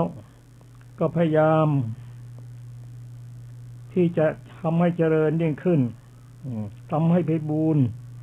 ทำให้เจริญเพื่อความบริบูรณ์แห่งกุศลธรรมที่เกิดขึ้นแล้วด้วยการยังฉันทะให้เกิดขึ้นพยายามปรารภความเพียรประคองจิตให้ตั้งมั่นเพื่อความตั้งมั่นเพื่อไม่เลือนลางเพื่อจำเริญยิ่งเพื่อความไพบูรณ์เพื่อความเจริญเพื่อความบริบูรณ์แห่งกุศลธรรมที่เกิดขึ้นแล้วอันนี้ก็เป็นสมประทานสี่ ที่ต้องใช้ความ กล้าหาญต้องใช้วิริยะอย่างยิ่งเริ่มต้นโดยว่าเราทุกวันนี้กุศลอกุศลก็เกิดขึ้นเราก็สามารถจะป้องกันได้ไม่ให้กุศลไม่ให้อกุศลที่ไม่เกิดที่ยังไม่เกิดไม่ให้มันเกิดขึ้นแล้วก็สิ่งที่คือบาปอกุศลที่เกิดขึ้นในจิตในใจแล้วก็พยายามขจัดออกไปก็ต้องใช้ฉันทะใช้ความพยายามปรารภความเพียรประกอบจิตประคองจิตเพื่อละบาปอกุศลนั้นก็กุศลใดๆที่เรายังไม่ได้ทำให้เกิดขึ้นไม่ได้เจริญขึ้นก็ทำให้เกิดขึ้นทำให้มีขึ้นก็จะทำอย่างนั้นได้ก็ต้องใช้ความกล้าหาญใช้ความพยายามต้องมีฉันทะแม้สุดท้ายการที่จะรักษาบุญกุศลที่เราอุตส่าห์สั่งสมไว้ตั้งนานจะทำยังไงสั่งสมไว้ตั้งนานแล้วไม่ให้เขาสูญเสียไปไม่ให้มันเสื่อมไปก็ต้องใช้ฉันทะมีความพอใจที่จะรักษากุศลธรรมนั้นไม่ให้เสื่อมไปต้องมีความพยายามต้องมีสมาธิประคองจิตไว้เพื่อที่จะทำให้กุศลธรรมที่มีอยู่นั้นให้เจริญขึ้นยิ่งขึ้นอันนี้ก็เป็นสังคิติหมวดที่สี่มาอีกหมวดหนึ่ง ที่เป็นหมวดอยู่ในโพธิปักขิยธรรม37เหมือนกันนั่นก็คืออิทธิบาทสี่บางทีท่านก็เรียกว่าเป็นธรรมที่ทำให้เกิดความสำเร็จเป็นธรรมที่ทำให้อายุยืนเป็นธรรมที่เข้าสู่ความเป็นอริยบุคคลและตรัสรู้เป็นพระอรหันต์ได้ในที่สุดอิทธิบาทสี่นั้นพระพุทธเจ้าตรัสว่าดูก่อนภิกษุทั้งหลายภิกษุในพระธรรมวินัยนี้ย่อมเจริญอิทธิบาทอันประกอบด้วยฉันทะสมาธิประธานสังขาร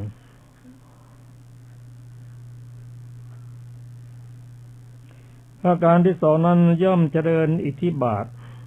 อันประกอบด้วยวิริยะสมาธิประธานสังขาร อันที่สามนั้นย่อมเจริญอิทธิบาทอันประกอบด้วยจิตสมาธิประธานสังขารประการที่สี่นั้นย่อมเจริญอิทธิบาทสี่อันประกอบด้วยวิมังสาสมาธิประธานสังขาร ก็อิทธิบาทสี่นั้น เริ่มตั้งแต่ฉันทะวิริยะจิตตะวิมังสาที่เราได้ศึกษากันนั้นก็เริ่มตั้งแต่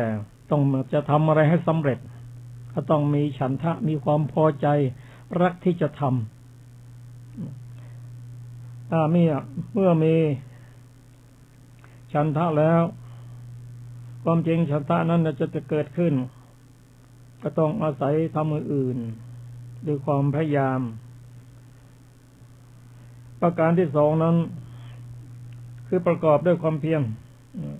เมื่อมีความตั้งใจดีแล้วก็ต้องมีความเพียรมีวิริยะการงานนั้นจึงจะสำเร็จได้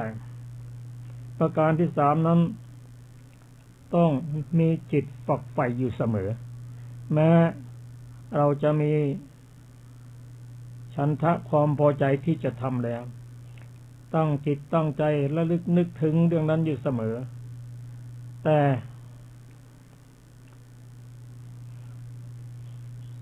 อาศัยความเพียรแล้วก็ตั้งจิตไม่ทอดทิ้งนี่ก็เป็นประการที่สามประการที่สี่ในการเจริญอิทธิบาทสี่นั้นก็จะต้องใช้ปัญญาสำหรับพิจารณาแก้ไขประเมินผลหาข้อที่ทำให้ข้อปฏิบัติเจริญขึ้นนี่ก็เป็นอิทธิบาทสี่นั่นคือมีฉันทะมีวิริยะมีจิตฝักใฝ่และทบทวนประเมินผลทำการแก้ไขข้อที่บกพร่องหาสิ่งที่ทำให้มันเจริญขึ้นเป็นอิทธิบาทสี่เป็นธรรมที่ทำให้เกิดความสำเร็จโดยเฉพาะอิทธิบาทสี่นั้นเราก็ได้น้อมนำมาปฏิบัติขณะที่เป็นนักเรียนนักศึกษาอยู่แล้วครูบาอาจารย์ท่านสอนว่าเธออยากจะสอบได้ไหมอยากจะสำเร็จการศึกษาไหมก็ต้องเจริญอิทธิบาทสี่ทำอันเป็นคุณเครื่องให้เกิดความสำเร็จก็พระบาทสมเด็จพระเจ้าอยู่หัวของเราพระองค์ทรงใช้อิทธิบาทสี่ในการทำโครงการต่างๆหลายพันโครงการให้สำเร็จเป็นประโยชน์ตนเป็นประโยชน์ท่านเป็นประโยชน์แก่ชาวโลกและชาวไทยก็โดยใช้หลักของอิทธิบาทสี่ในอิทธิบาทสี่นี้แหละพระพุทธเจ้าได้กล่าวได้ตรัสกับพระอานนท์หลังจากที่มารทูลขอให้พระองค์เสด็จดับขันธ์ปรินิพพานโดยเร็วพลันก็พระองค์ได้แสดงอิทธิบาทสี่ให้ท่านพระอานนท์ว่าอานนท์อิทธิบาทสี่นี้ใครเจริญให้มากอายุก็สามารถเจริญจนถึงกลับได้ถึงกลับของพระองค์ด้วยกัน120 ปีแต่เนื่องจากท่านพระอานนท์นั้นในพระสูตรกล่าวว่าถูกมารสิงทำให้ลืมทูลขอพระองค์ทรงอยู่ต่อเพื่อเป็นที่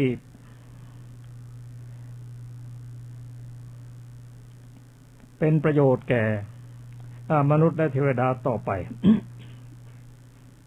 ก็อิทธิบาทสี่นี้ปฏิบัติไปก็จะทำให้การงานต่างๆคือพูดง่ายๆว่าทั้งทางโลกและทางธรรมสามารถจะสำเร็จได้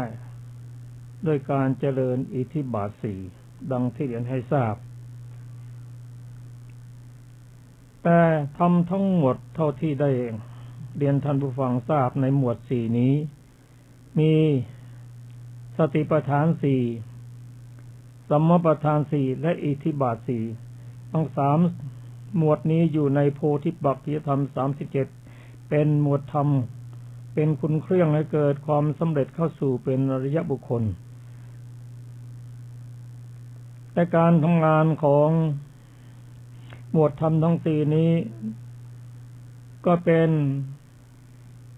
หมวดธรรมที่ประกอบด้วยธรรมชาติที่เป็นฝ่ายกุศลพูดง่ายๆว่าเป็นตัวเจตสิกที่เป็นฝ่ายกุศลซึ่งทั้งหมดก็จะร่วมทำงานด้วยกันแต่ที่ไม่ได้กล่าวไว้ทั้งหมดนั้นก็เขาทำงานโดยอัตโนมัติและก็เน้นในส่วนที่สำคัญเช่นในงานทางโลกนั้นความสำเร็จอาจจะอยู่ที่บุคคล 4-5 คนแต่ความจริงแล้วยังมีฝ่ายสนับสนุนอีกจำนวนมากก็เช่นเดียวกัน ธรรมที่เป็นฝ่ายบุญฝ่ายกุศลหรือที่เรียกว่าโสภณเจตสิกนั้นเขามีอยู่ด้วยกัน25ดวงด้วยกันมาประกอบกับจิตแต่ในสติปัฏฐาน4นี้ท่านเน้นสติสมาธิและปัญญาและวิริยะเจตสิกและส่วนอื่นๆนั้นก็เป็นส่วนประกอบที่เป็นฝ่ายสนับสนุน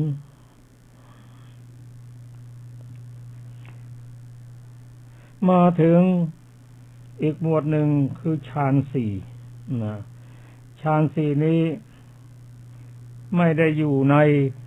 ส่วนของโพธิปักขิยธรรม37ก็จริง แต่เป็นส่วนที่การพัฒนาจิตการอบรมจิตให้จิตมีความตั้งมั่นประกอบด้วยเอกคตาที่เป็นฝ่ายบุญฝ่ายกุศลความจริงเอกคตานี้ก็เป็น1 ใน 7ของเจตสิกเรียกว่าสัพพจิตตะสาธารณเจตสิกประกอบกับจิตทุกดวงก็เป็นส่วนของสมาธิการที่มีสมาธินั่นก็เป็นผู้ที่มีทั้งศีลมีสมาธินี้มีปัญญาด้วย ดังที่กล่าวไว้ในศีลนิเทศว่าที่ไหนไม่มีฌานที่นั่นก็ไม่มีปัญญาที่ไหนไม่มีปัญญาที่นั่นก็ไม่มีฌานถ้าที่ไหนมีทั้งฌานทั้งปัญญาก็ใกล้พระนิพพานเข้าไปทุกทีนั่นคือผู้ที่มีฌานแล้วเป็นผู้มีทุรีในตาน้อยซึ่งพระพุทธเจ้าหลังจากที่ตรัสรู้ใหม่ๆพระองค์ทรงเฟ้นบุคคลที่มีทุลีในตาน้อยเริ่มตั้งแต่อาราระบทอุทธกดบทซึ่งท่านได้อารูปฌานแต่ท่านก็ได้สิ้นชีวิตไปแล้วไม่ทันได้ฟังธรรมได้ฟังธรรมนิดเดียวเท่านั้นท่านก็เป็นพระอริยบุคคลเพราะว่าท่านเป็นผู้ที่มีทุลีในตาน้อยก็บุคคลที่พระองค์ได้พิจารณาต่อไปก็คือปัญจวัคคีย์ซึ่งเป็นผู้ที่ได้ฌาน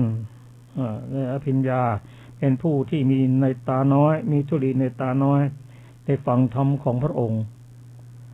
ในวันเพ็ญแล้วก็ในวันเพ็ญเดือน8หลังจากนั้นก็บรรลุธรรมตามลำดับกันก็เป็นผู้ที่มีปัญญาแต่ปัญญาระดับของผู้ที่ได้ฌานนั้นเป็นระดับที่กดข่มกิเลสไม่ให้มันเกิดขึ้นแต่ไม่ได้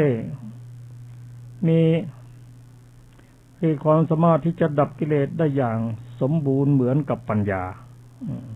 มีปัญญาในระดับฌานนะครับเป็นปัญญาระดับหนึ่ง ที่กดข่มกิเลสได้ พระพุทธเจ้าได้ตรัส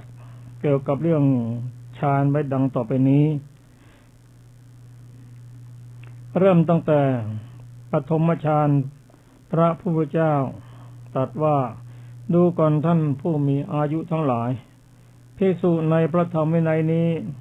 สงัดจากกามสงัดจากอกุศลธรรม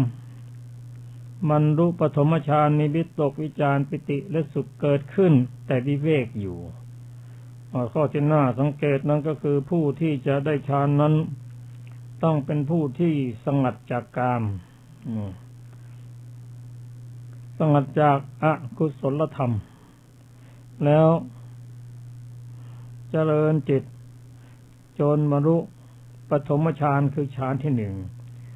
ซึ่งมีองค์ธรรมอยู่5องค์ธรรมด้วยกันก็คือวิตกมีวิจารมีปิติและสุขเอกคตา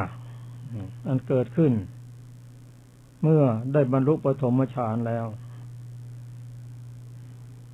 ก็องค์ธรรมทั้ง5นี้ก็เป็นตัวเจตสิกทั้งสิ้นที่ประกอบกับจิตวิตก คือตัวตึกเป็นวิตกเจตสิกอยู่ในปกิณกะปิติวิจารก็เหมือนกันปิติและสุขเอกคตาก็เป็นองค์ฌานของผู้ได้ฌานที่หนึ่งสำหรับฌานที่ละเอียดขึ้นไปเป็นระดับ2นั้นเรียกว่าทุติยฌาน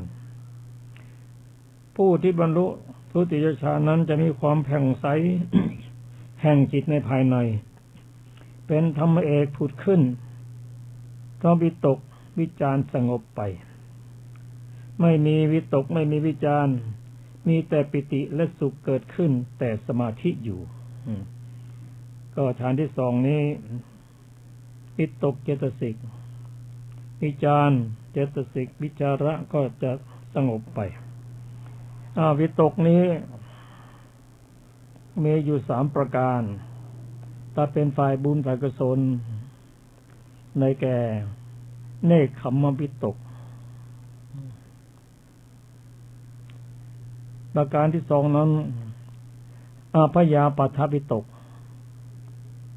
และอวิหิงสาวิตกก็วิตกเหล่านี้ถึงแม้จะเป็นกุศลถ้าตรึกบ่อยๆตรึกแล้วก็หาโทษไม่ได้เพราะเป็นองค์ธรรมของฌานที่2ฌานที่1วิตกนี้ถ้าตรึกในเรื่องกุศลมันก็ไม่มีโทษกี่วันก็ไม่มีโทษแต่พระผู้เจ้าตรัสไว้ว่าภิกษุทั้งหลาย